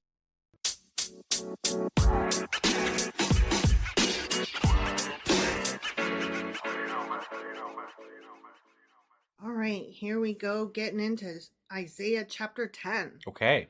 Woe to those who make unjust laws. Whoa. Yeah. To those who issue oppressive decrees, to deprive the poor of their rights and withhold justice from the oppressed of my people. Whoa. Making widows their prey and robbing the fatherless. Those damn people robbing the fatherless. Woe unto them. I agree. Yeah. You know? Yeah. Woe unto those motherfuckers. Yeah. What will you do on the day of reckoning when disaster comes from afar? To whom will you run for help? Where will you leave your riches? Nothing will remain but to cringe among the captives or fall among the slain. Yet for all this, his anger is not turned away. His hand is still upraised. He's staying angry a lot. He is staying angry. His hand was still upraised last chapter too. That was actually like a continuation, kind of. I figured. As, you know, the whole thing has been a continuation. Yeah. They really cut these in dumb places. Yeah. Woe to the Assyrian, the rod of my anger, in whose hand is the club of my wrath. So he's saying, even though I'm using these motherfuckers over here, I don't like you that much. Yeah, don't go thinking that I like them or nothing. Right. They still suck. Yeah. I send him, the Assyrians, against a godless nation. I dispatch him against a people who anger me, to seize loot and snatch plunder, and to trample them down like mud in the streets. Jesus, that's pretty fucking horrible. If he loves his people. And look, these guys associate this prophecy with Jesus, right? And they love to say that this is how we know that Jesus is coming, because this guy's a true prophet, right? So if he's a true prophet, he's truly speaking for the Lord, right? And if he's truly speaking for the Lord is really this fucking pissed, right? And he's going to trample the Israelites like mud. Yeah. I mean, that's like, they like to say he's not. I've had all kinds of people argue God doesn't actually kill people unless they're, justly deserving of it. I'm like, well, okay, but we've talked about this and how they don't really know who they're supposed to be listening to. Right. And he's just going to trample all of them. All of them. He doesn't give a fuck. Yeah. Right. Yeah. It's bullshit. This is bullshit. I speak for the underdog who has no idea what's happening and just wants to get through the fucking day, right, and feed his family. Right. But this is not what he intends. This is not what he has in mind. His purpose is to destroy, to put an end to many nations. Are not my commanders all kings? He says. Has not Calno fared like Karshemish? I don't know. Has he? I don't know. Okay. Is not Hamath like Arpad, and Samaria like Damascus? Are they? Maybe. Could be. I guess they are the same. I don't know. Possibly. So I'll take your word for it. Yeah, bro. sure. Sounds good. As my hand seized the kingdoms of the idols, kingdoms whose images excelled those of Jerusalem and Samaria, shall I not deal with Jerusalem and her images as I dealt with Samaria and her idols? Aren't you sending people that have idols against your people who you say have idols? Yes. So you're really not, you're just pissed off at your people. Mm-hmm. According to this book, you're pissed off at your people, so you're going to kill them with other people that you also are pissed off at and don't like. And then, so basically you're like, they'll wipe each other out. 2 birds, 1 stone. It's Guess, great. yeah. I'm a happy little god when all my people are fighting. Yeah, sure. Fucker. When the Lord has finished all his work against Mount Zion and Jerusalem, he will say, I will punish the king of Assyria for the willful pride of his heart and the haughty look in his eyes. For he says, by the strength of my hand I have done this, and by my wisdom because I have understanding. So he's saying this is all going to happen, and then the Assyrian king is going to think that he won because of his own brilliance. Yeah, sure. Whereas I was just using him, and he should know that. Right. Because something. Why? Like, seriously, you're not his God. Why should he know that? Right. You did not make him part of your chosen people. So tell me why he should know that. He's got his own God over there. Right. Like, stay in your lane, bro. I removed the boundaries of nations. I plundered their treasures. This is God speaking as though the Assyrian king will be saying these things. Okay. All right. And of course, this is all being told by Isaiah. So it's Isaiah speaking like God, speaking like an Assyrian king for a thing that hasn't happened yet. Not muddled at all. No. Yeah, totally clear. clear. Like a mighty one, I subdued their kings. As one reaches into a nest, so my hand reached for the wealth of the nations. As people gathered abandoned eggs, so I gathered all the countries. Not one flapped a wing or opened its mouth to chirp. Hey. Okay. So now we're back to God, or Isaiah only speaking for God, not for the Assyrian king. Not for the Assyrian king. Okay. So this guy knows a lot of stuff that's going to happen, apparently. Yeah, you know? he sure like does. Down to the words, apparently. Mm-hmm. Crazy. Does the axe raise? So this is God talking. Yeah, okay? whatever. Does the axe raise itself above the person who swings it, or the saw boast against the one who uses it? As if a rod were to wield the person who lifts it up, or a club brandish the one who is not wood. Well, I mean, technically those things aren't sentient. So it would be hard for them to do that. Right. Well, so he's saying the king, the Assyrian king is the sentient, the non-sentient item. Right. I get that, but that's not true. So right. I mean, you apparently you God, you the person who created all human beings, you the person who created everything and knows everything, created all these people who are going to say all these things. Right. And yet you can't understand that they're anything more than just a tool for you to destroy your own people. Yeah.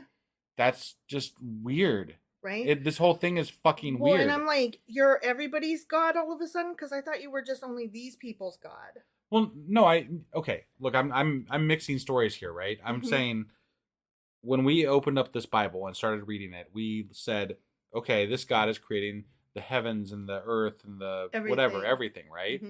He's created all of humanity, and he says he knows all of the things in certain places. And we've covered this in a lot of our contradictions where he says that in other places he doesn't. But let's just, for the sake of the story, say he understands and knows all things, right? Right. Because that's been said more often than the other. Sure. Right? So not just his people, all the people. All the people, right. So, and we're hearing God speak for the Assyrian king as to what the Assyrian king is going to say and going to do. Right. Right? This is a prophecy from God to Isaiah, who is then reiterating what God said about the Assyrian king according to this story, right? What the Assyrian king will say. Right. So apparently God already knows this. How did we get to this point? How did we get here? If God already knew how this was all going to work out, if God already knew shit was going to hit the fan, why didn't we make a course correction years ago?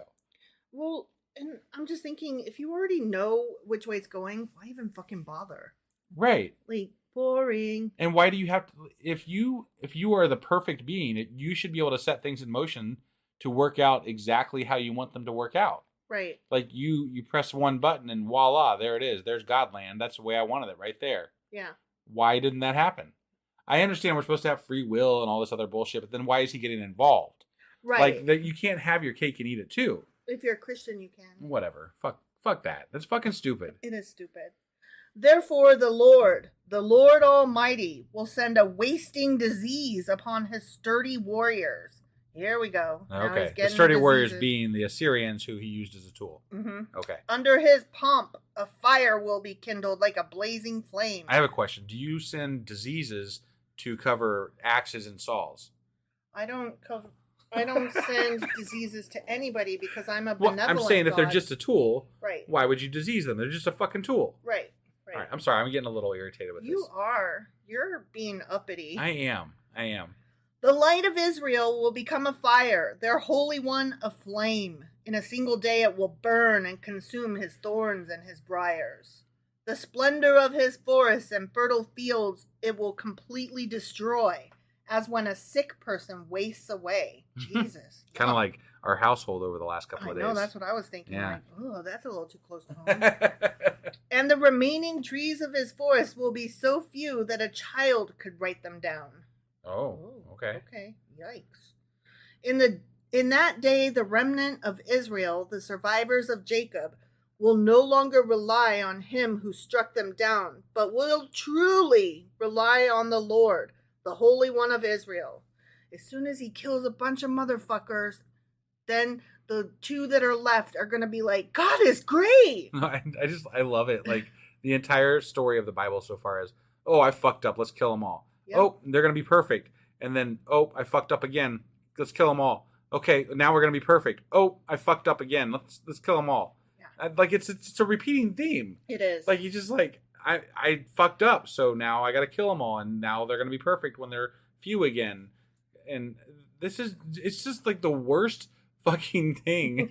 Like it's the worst God. Like, I'm sorry, you guys became too many and you don't like me enough, so I'm gonna kill you. Right. And then you got to start over and like me more and fear me more. My bad. And now we're gonna do this all over again in about another 100 or 200 years. Right. So. Right. Okay.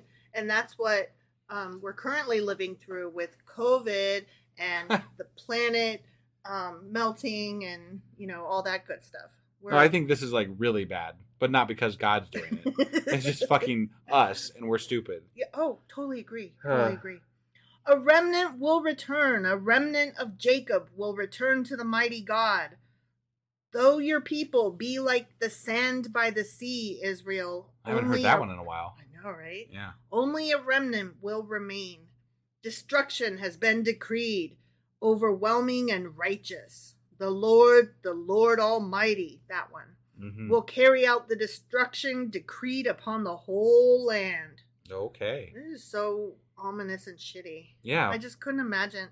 Like, I have kids, and when my kids fuck up, I don't be like, I will destroy you. I'm so mad at you. Right. I'm going to chop off your legs and kill you good. I'm going to go next door to the neighbors and make them come over and kill you good too. Yeah, I just can't imagine any parent getting to this point with their kids, Right? You would, I mean, he hasn't even tried talking to them, Seriously. Like, did you maybe communicate your feelings? Right? You didn't? Oh, no. Okay. Maybe we should have a talk, God, Yeah. Just you and me. We need to figure out something. Your communication skills are shit. Totally. So totally. We need to start there, I think. Mm-hmm. Yeah. Mm-hmm. Therefore, yeah. This is what the Lord Almighty says. Oh, okay, we're talking as God again. Oh, okay. My people who live in Zion, do not be afraid of the Assyrians who beat you with a rod and lift up a club against you as Egypt did. What the fuck? Don't be afraid of these people who are trying to kill you. Yeah, don't be scared. Whatever, they're fine, Very soon my anger against you will end, and my wrath will be directed to their destruction. Oh, that's so comforting after you killed a lot of us. Sorry, I'm one of the dead. Yeah, So I guess I should have been scared. Right. That one down the street, he's all right. Yeah, but not me. I get to die. Whee! The Lord Almighty will lash them with a whip, as when he struck down Midian at the rock of Oreb. And he will raise his staff over the waters, as he did in Egypt. In that day their burden will be lifted from your shoulders, their yoke from your neck. The yoke will be broken because you have grown so fat. Had too many Twinkies. They enter AF. They pass through Migron. They store supplies at Michmash. Paddywhack. Give a dog a bone. Yeah. I don't know all those places. Nor do I. Yeah. They go over the pass and say, we will camp tonight at Jeba. Was it also through the woods? To grandmother's house we go? Possibly, yeah. They'll be coming around the mountain on six white horses. Yeah. On top when of they come. On top of Old Smoky. Yeah, and it was all covered with cheese. The meatball. It rolled under a bush or something. And somebody sneezed. I always wondered. Rama trembles. Gibeah of Saul flees. Cry out, daughter Gallim. Listen, I feel like we're Laisha. just rambling on about some really, I don't even know what dark right shit. Now. Dark shit. I don't, yeah, okay. Poor Anathoth. Madmenah is in flight. The people of Jebum take cover. This day they will halt at Nob. Ooh. Good old Nob. They will shake their fist at the mount of daughter Zion, at the hill of Jerusalem. See, the Lord Almighty, will lop off the boughs with great power. The lofty trees will be felled. The tall ones will be brought low. He will cut down the forest thickets with an axe. Okay. Lebanon will fall before the mighty one. I see. The end. Okay. This was bullshit. It was, and I'm getting very frustrated with Isaiah because Isaiah is talking a lot of shit for God, and Christians apparently take a lot of this to heart. And if you are taking this to heart, I'm going to take these words and say, okay, so this is your God. You are incorporating these words into your Bible and saying these things are prophecies of things to come with regard to Jesus, right? So that opens up this chapter fair game as to how God operates. Right. Because this is part of your words. This is part of what you've incorporated. Right. So, and to be honest, God's been a real dick in this fucking chapter. Yeah. Yeah, he has. Or, well, chapter, book, whatever. So far, everything, he's been a dick. And then they would say, yes, he is powerful and mighty, and we should fear him because that's why Jesus is so awesome. But also at the same time, when Jesus came, he, all the things are they're not true anymore. Now you just got to follow Jesus's law, not that old Leviticus shit. And I'm like, but then they're like, but still the 10 Commandments. And I'm like, why? That's in the Old Testament too. I don't understand all the fucking rules as to what we follow and what we don't follow and why we follow it. And I'm like, can we just, can it make some sense? Can somebody make it make some sense to me? Like actual sense. Right. Not just like you want it to make sense, right. But like actual sense. Yeah. None of you agree on what is the actual thing that is what the Bible stands for. You all make up your own fucking rules and you decide what you want to follow, what you don't want to follow, what you're going to say about this and what you're going to say about that based on who tells you what you should think. Right. You don't base it on anything other than just hearsay from people that you quote unquote trust. Right. And it's just bullshit. I hate it. And when I'm reading through this, I'm getting pissed because there's so much crap in here and God is such a dick and a murderer and a fucknut, and I mean, just fuck him. Yeah. That's all I got. I think you said it all, husband. Are you okay? I'm fine. You guys were sick for a couple days. I've been there's been some pent up anger building up, I guess, against God or whatever of the Bible. So you didn't get to. I didn't get to vent for a couple of days. I need to let it all out, you know. So fair. Yeah, maybe we should take days off more often, huh? We come back and you're like explosive diarrhea of the mouth, man. All right. Well, I think that's all we got for today. We are doing our Q&A on Saturday, like we used to do. Obviously, we already did some Q&A for the first 3 this week. No, we're not doing it on Saturday. We're doing it on Sunday. Yeah. We're releasing this late on Saturday because we suck and we were, the house was sick. Yes. So we'll do the Q&A on Sunday along with book club on Sunday. And I'll get the wrap up done that day, and then we'll be back as a regular schedule on Monday with Isaiah chapter 11. Sounds good. We'll see you guys then. Okay, bye.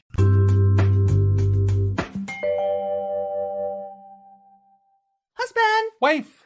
Do you know what today is and isn't? Well, today is Sunday. It is not Saturday. It is not Saturday. And yet, what are we doing today? Q&A Saturday, but on a Sunday because we were late, because we suck, and there was sickness and all kinds of things happening. And really, by the time people are listening to this, it might even be Monday. Or later. Who knows? If at all. Yeah. Right. So there's that.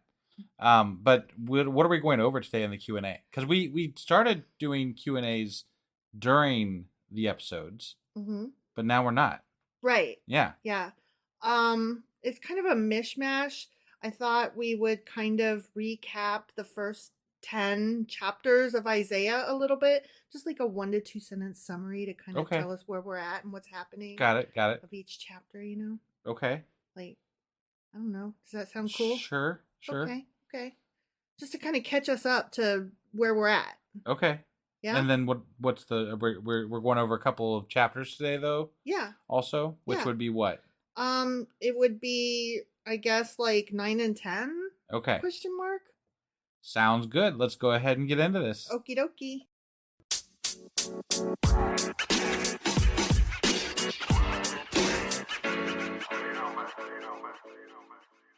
All right. So let's just talk about each chapter briefly. Okay. So chapter 1. Isaiah condemns the people of Judah for their sins and warns them of God's judgment. Got it. Okay. Yeah. So that happened. Yep. Do you remember all that? Sure. Kind of. Yeah. Chapter 2. Isaiah describes the coming Messiah and his kingdom of peace and justice. Who may or may not be Jesus. Right. I do kind of remember that. Yeah. Okay. So chapter 3. Isaiah prophesies the destruction of Judah and the exile of its people to Babylon. Yeah. Okay. But did he really prophesy it? No, it was fucking written after the fact. Yeah. You know it was. Like we all know it was. We all know it was. You don't. Right. This is all bullshit. It is all bullshit. So chapter 4, Isaiah offers a message of hope to the exiled Israelites, assuring them that God will deliver them and restore them to their homeland.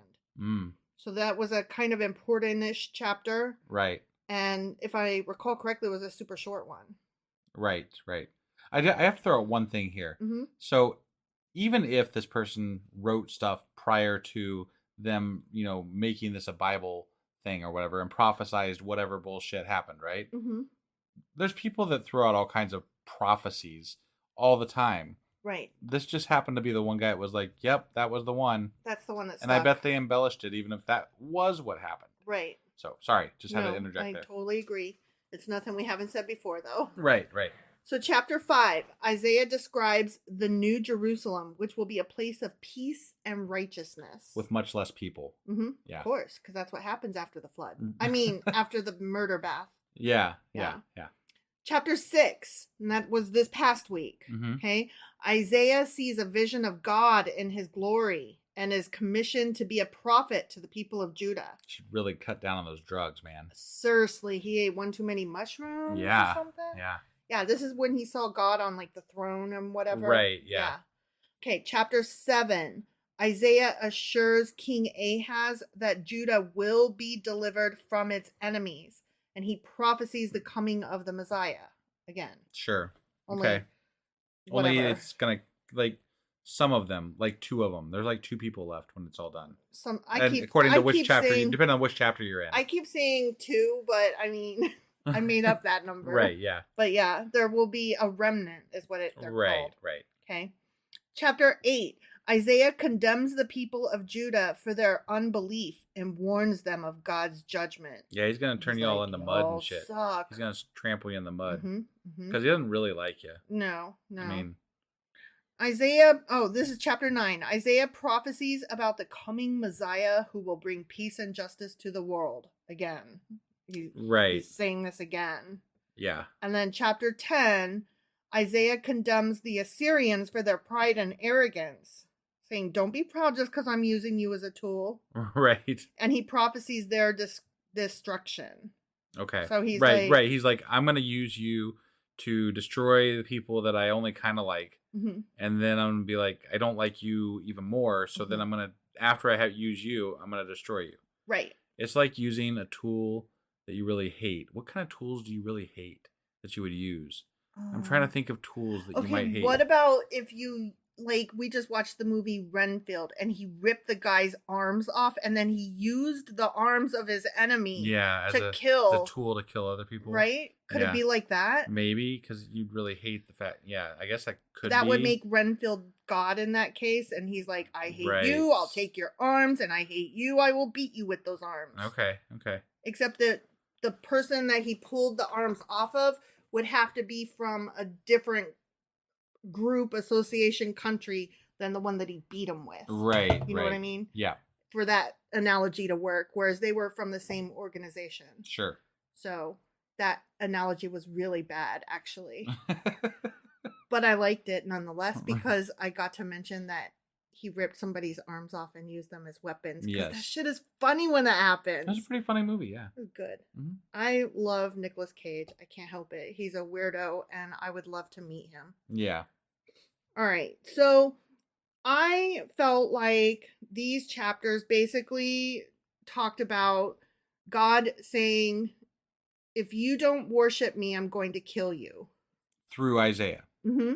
I mean, like that was a big part of what we were talking about because the people that are going to be punished for not believing in God correctly or whatever, they have to believe Isaiah on top of believing in the Lord. Right. And fearing the Lord correctly. Yes.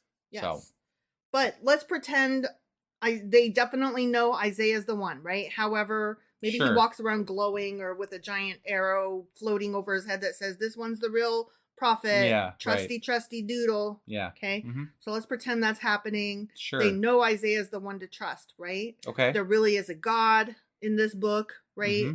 Let's pretend all of this to be true. Okay. God is essentially telling his people, worship me or I will kill you. Right. I mean, yes. Isn't that what it comes down to? It is. But when I was trying to find something that agreed with me on that, all of the apologists came out from the woodwork to say, no, you don't understand. Right. This book is actually one of hope and redemption, even in the midst of judgment, because he's not killing all of them. He's letting some live. So it's a book of hope and redemption for Jill, but Joe is fucked. Why did you use Jill and Joe? Because it started with J, and I just felt That's the Bidens, literally. Oh, wow. Yeah, maybe it was just, that was not on purpose, actually, in any way whatsoever. That's hilarious. Yeah, interesting. No, basically he's saying, not believe me or I'll kill you, or worship me or I'll kill you. He's saying, worship me or I will kill 98% of you. Right. That's still shitty, you guys. That's never a message of hope. That is not redemption and hope. That is not... There is no scenario where that is a hopeful scenario. Right. If you told me today that we should be happy that 98% of us are going to die, I would not be happy. No. Not if there's an option and it's some capricious fuck up in the sky that's just like, no, I'm going to do it though. If I went to the doctor and they said that I only had a 2% chance to live, I would not be happy. That does not feel like hope. No, these are not hopeful statements. Right. Yeah. So I was really dismayed over that. Like, how do you not see that is abusive and that is not good? That's not a good relationship. Right. Worship me or I'm going to kill the majority of you. Yeah. The whole or else is the problem. Then you get into the numbers of it and you're like, and it's even worse. Well, and I said this in another chapter that we were going through, but I can't get over the fact that God says that we have free will, and I should say apologists all are like, well, God gives us free will so that we can choose our own destiny. It's about how we live in heaven or whatever, and blah blah blah blah blah, right? Whatever. Mm-hmm. We'll be judged someday, right? Mm-hmm. But no, in the Old Testament, God is judging immediately. Mm-hmm. He's bringing people to kill people immediately. Children. Yes. Babies. According to the Bible. Yeah. According to the Bible. Yes. And so, God, you can't have free will where you're going to be judged someday in heaven and also immediate judgment. Right. You got to pick one. Well, the someday in heaven is New Testament. Right, but it's the same fucking God. But it's not according to the religion. But it's not the same deal, quote unquote. Okay, so this is like make heaven great again type thing or something like. No, this is you're using words of Christians, not of the Jewish faith. And right now we are still in Jewish faith land. We haven't crossed over into Christian land. I understand that. But I have major hangups as to how him sending his son to die for humanity solves all the problems that he created prior to that. Right. Well, I have some really large hangups over that. I'm with you, and we will talk about that when we get there. But for now, it's not you have free will and we'll deal with it someday in heaven. For now, it's no, you will worship me correctly. You will choose me. You will love me. You will fear me. You will worship me, or I will kill you, or right. I will kill most of you, or I will kill some of you. Regardless of what the numbers is, it involves I will kill you. Right, right. And that is horrifying. Yeah. That is not good. No. So here are some notes to remember, though, as we continue reading through this book. Okay. Okay? Mm-hmm. It's important to note that Isaiah is speaking to a specific audience, the people of Judah, at a specific time in history. So he's not telling us that. He's telling Judah that. And I'm like, still mean. Right. Does not make me feel better. Right, right. The people of Judah have turned away from God and embraced idolatry and injustice, as is their choice. Yeah. And also, again, you're speaking through human beings and not speaking for yourself. And as a result, God's judgment is coming upon them. So that's the next sentence in my notes. As a result of their choice, which was not to worship God correctly, God's judgment is coming upon them. So again, what part of worship me or I'll kill you am I getting wrong? They're trying to tell me it's more nuanced than that, and I'm like, but it's not. No, it's not. Per not. your own notes, it's not, guy. No, they want it to sound wonderful and good because and it's just not. They don't. You can't make the Old Testament that we've read thus far sound good. You can't. There is so much, like, God is an asshole in this book. He's so mean. far. He's so mean. Far. I mean, we haven't read the New Testament yet. We haven't got there. We haven't read all of the Old Testament yet. But so far, he's a dick. He's a dick. So. And then, so the next part of my notes is, however, God is also a God of mercy and compassion. He will save a remnant of faithful people and restore them to their homeland. That's not compassion in my book. No, it's not. It's not kindness, and it's not like, oh, thank goodness we survived, even though God killed like 90% of the people I know and love. You know what that's like? That's favoritism. That's like me saying, this is in no way something I would ever do, but let's just say I'm going to pick, I'm going to take all of our city, and I'm going to pick my friends and family, and I'm going to kill the rest of you because I don't like you as much. Yeah. That's it. I mean, you guys just didn't worship me well enough, so sorry. Yeah. I don't know. We're a big podcast. Why don't you worship us more? I'm letting people live. I'm nice. Right? You should be glad. Yeah. Why aren't you more happy? I don't understand. These people like me. I don't know what your fucking problem is. So. Yeah. And that's what this is, and it's gross, and I hate it. Right. I hate it. No, it's crap. Okay, here's another note. It is also important to understand that God's judgment is not arbitrary or capricious. Bullshit. It's always a response to sin, except for sometimes when it's not. Right. That's bullshit. I know. I hate these notes. When people sin, they turn away from God and choose to live their lives independently of Him. This separation from God leads to suffering and death. God's judgment is a way of bringing people back to himself, except for they're dead, though, and restoring them to the fullness of life, except they're dead, though. Right. So, no. Well, I would imagine part of that is saying that the people that died probably were sinful somehow. Right. So he's not bringing them closer to him. Right. He's like saying, fuck you, die. And he's telling the rest of them, you better stay right with me. Yeah, or else you might end up like that. So here's the third point. It is important to remember that God's salvation is not automatic. It is something that must be received by faith.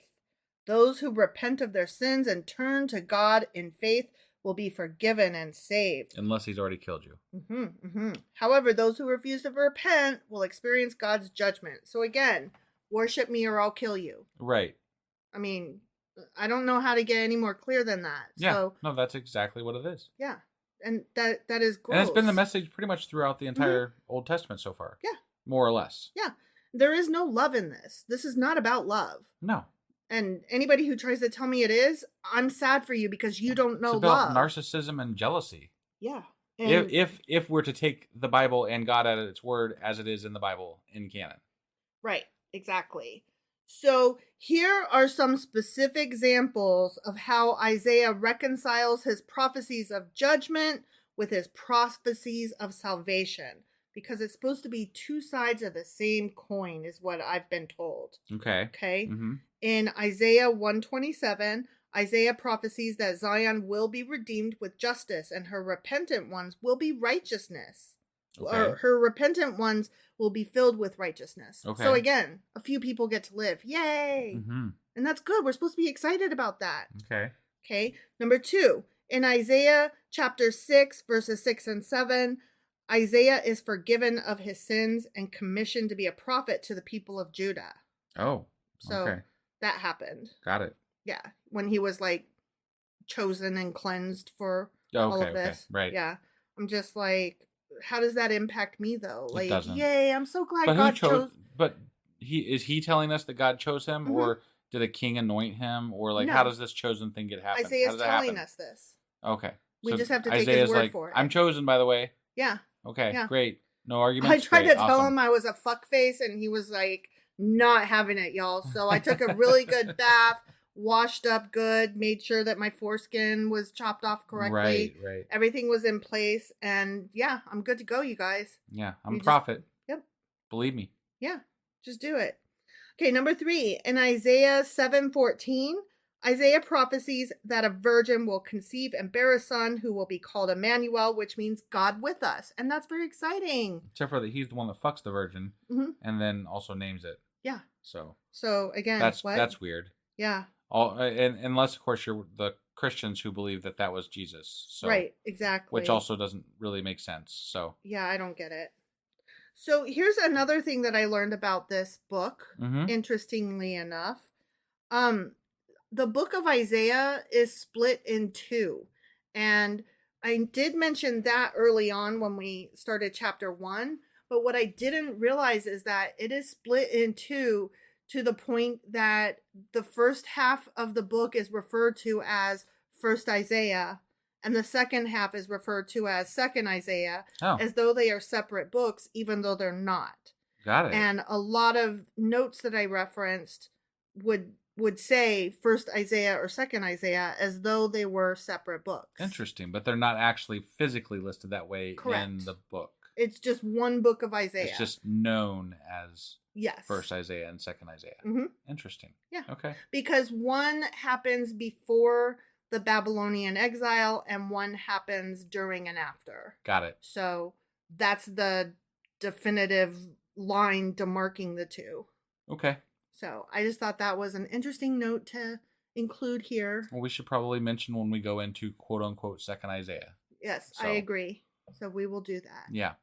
Is that pretty much all you've got for us on the Q&A today? That's pretty much all I've got for Q&A Saturday. But on a Sunday. On a Sunday. Yeah. All right. So that is that. And we will be getting out a book club here shortly, I believe. And then I'll be getting the weekly wrap up done still tonight. And then we'll be back tomorrow with Isaiah chapter 11. All right. We'll see you guys then. Bye.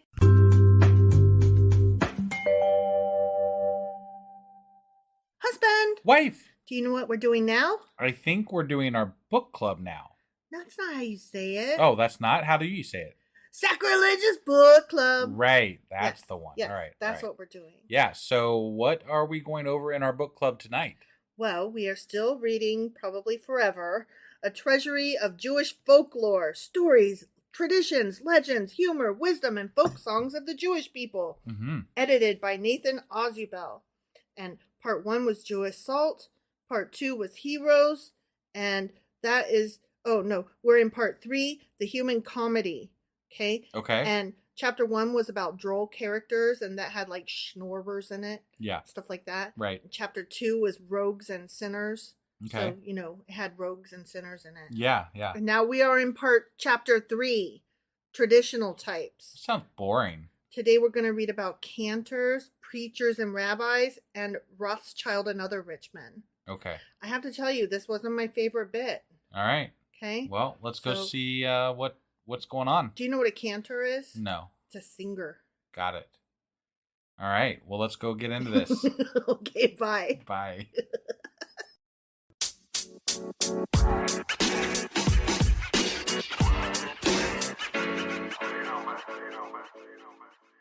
All right, so this bit opens with a really lengthy intro. I'm not reading the whole thing to you because it doesn't need to be. Right, okay? Yeah. I'll just read this couple sentences here. Okay. The Jew, an adept at the wise king's teaching to do everything in its own season, found time to scoff as well as to revere, to be skeptical as well as to extol. This was not done from caprice or malice, but rather out of good-humored raillery, prompted by a recognition that the noblest and the wisest also have their comic and foolish sides, which I can agree to that. Sure. Therefore, all life passed in review before the folk humorist, who was no respecter of persons or of the degree of their eminence. So everybody farts, is basically. Got it. That's the way I view that. Yes. Everybody without exception was a candidate for the butt of his jokes. Okay? Okay. So you heard me say cantor, and that is what the opening bit covers. And I said it's a singer. Yeah. It's the person who leads the singing in the synagogue. Okay. And a lot of times they were thought to not have great voices, so it's like a joke among them. Another thing that they covered was Rothschild and rich people, rich Jews specifically. Right. And they used the term very generically, as in if they said, oh, there goes a Rothschild, they don't mean anybody specific. It's a very generic, rich... Gentile, whatever. Yeah.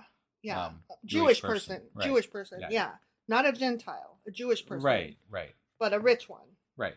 And they were often thought to be stingy by the people, by the Jewish people. Okay. Like, I'm not trying to put stereotype, forth any stereotype. Right. Yeah. I'm trying to explain the jokes that are being written by Jewish people, what they joke about. So it's quite possible maybe that the Jewish people started their own stereotype about themselves. Correct. So, and I don't know how that all transpired. Yeah, I don't know that. I'm just saying it's possible. It is possible. All I know is I don't know. Right. And I'm not trying to get into all that. I'm just trying to make sure everybody knows that I'm not trying to stereotype. Right. I'm merely bringing the information from this book. Right. Okay? So the first one that we're going to read is on page 391, and it's called A Cantor After 70.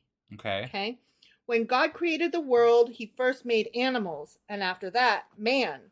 After he had created the dog asked God, what must I do in the world? And God answered, you will have a master who will beat you if you will not obey him. Oh. Yeah, you'll chew on bones and bark at the moon. Whee, that sounds fun, right? No. How long will I live? Asked the dog. 70 years. What? Wait, what? What? Cried the dog. Lead a dog's life for 70 years? 15 is enough. 15 years it shall be, agreed God graciously. Next, God created a horse. What must I do in the world? The horse asked, and God answered, You will pull a load and get a good whipping for your trouble. I Mm. mean, this just sounds great, right? Right, yeah. And how long will I live?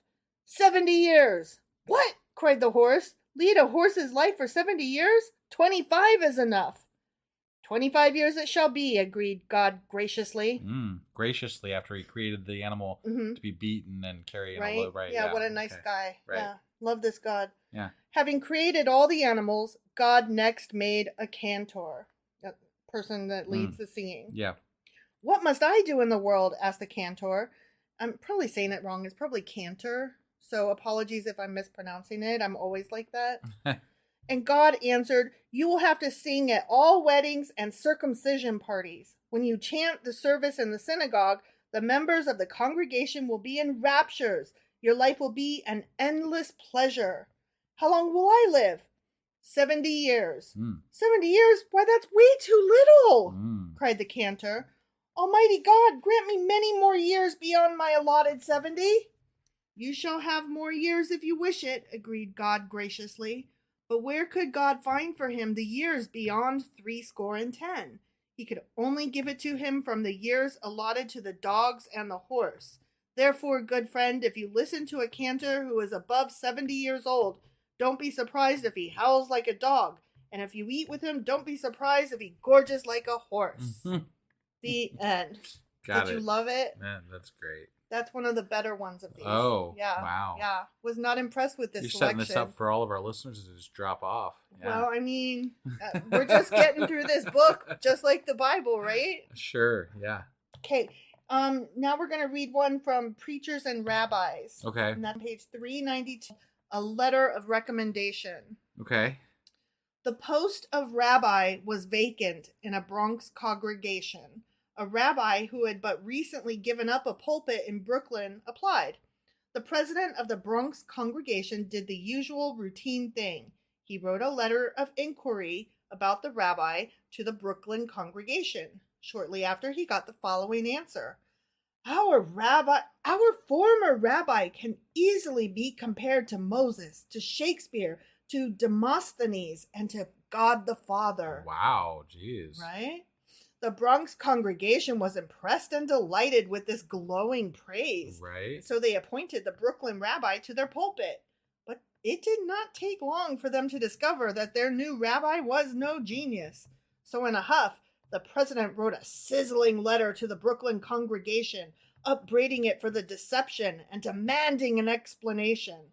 Several days later, they got the following reply.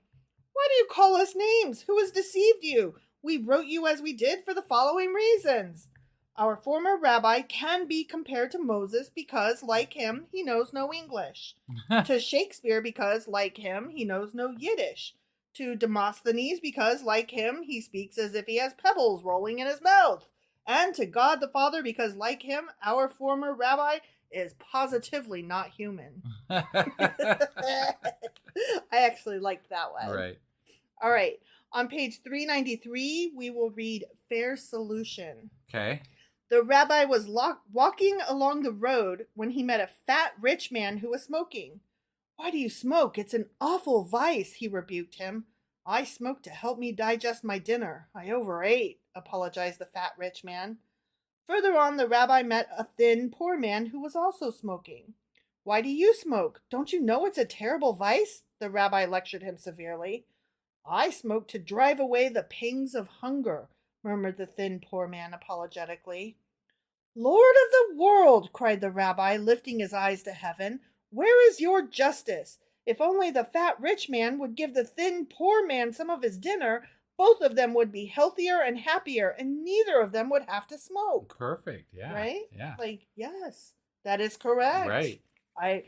Socialism. No, wonderful. No lies detected, friend. Right. Okay, so next one we're going to read is on page 395, and we're entering the Rothschild section, okay? Okay. This one's called Living Deluxe. Okay. In the Jewish cemetery at Frankfurt am Main lies the magnificent grave of Reb Amschel Rothschild, the founder of the famous banking family. One day a poor man from Galicia came to see the grave and stood marveling at the tombstone's beauty and costliness. That's what I call living, he murmured to himself in rapture. Isn't that something? That's good. Yeah. I think there's one more. Yeah. Okay, on page 398, True Grief. Okay. At the funeral of the richest man in town, a great many mourners turned out to pay their last respects to the dead. Among the multitude was a poor man who heaved deep sighs as he followed the hearse. Are you a close relation to the deceased? Someone asked him commiseratingly. Well, I'm no relation at all, he replied. Then why do you weep? That's why. Oh, yeah. Yeah, it took me a second too. Right, yeah. Yeah, so that is it for that section. Next time, we will be getting into a continuation of this chapter, traditional types, with doctors and patients, waiters and restaurants, and matchmakers. That sounds kind of possibly interesting. Yeah, that sounds funner. Yeah. Though they weren't that bad today. You set me up for like really bad, and I'm like, that wasn't that bad. I like to think it's just because I read the best ones and I read them well. Got it. I credit myself. Okay. God gets to credit himself for everything. I get to credit myself. Fair enough. All right. Well, that was our episode today for the book club. For Sacrilegious Book Club. And I'll be getting out the weekly wrap up here shortly, and then we'll be back tomorrow with Isaiah. Or maybe even today because it's late. Well, yeah. So whatever. It'll be out after this one. Isaiah chapter 11. There you go. We'll see you then. Yep. Bye.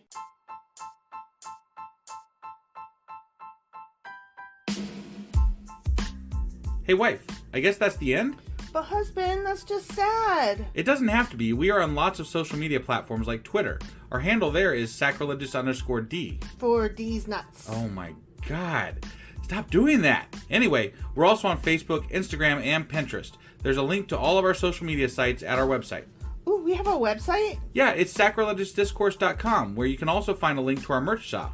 We have a merch shop? Yep, we have podcast-themed clothing, mugs, notebooks, and more, as well as an atheist and science-themed products.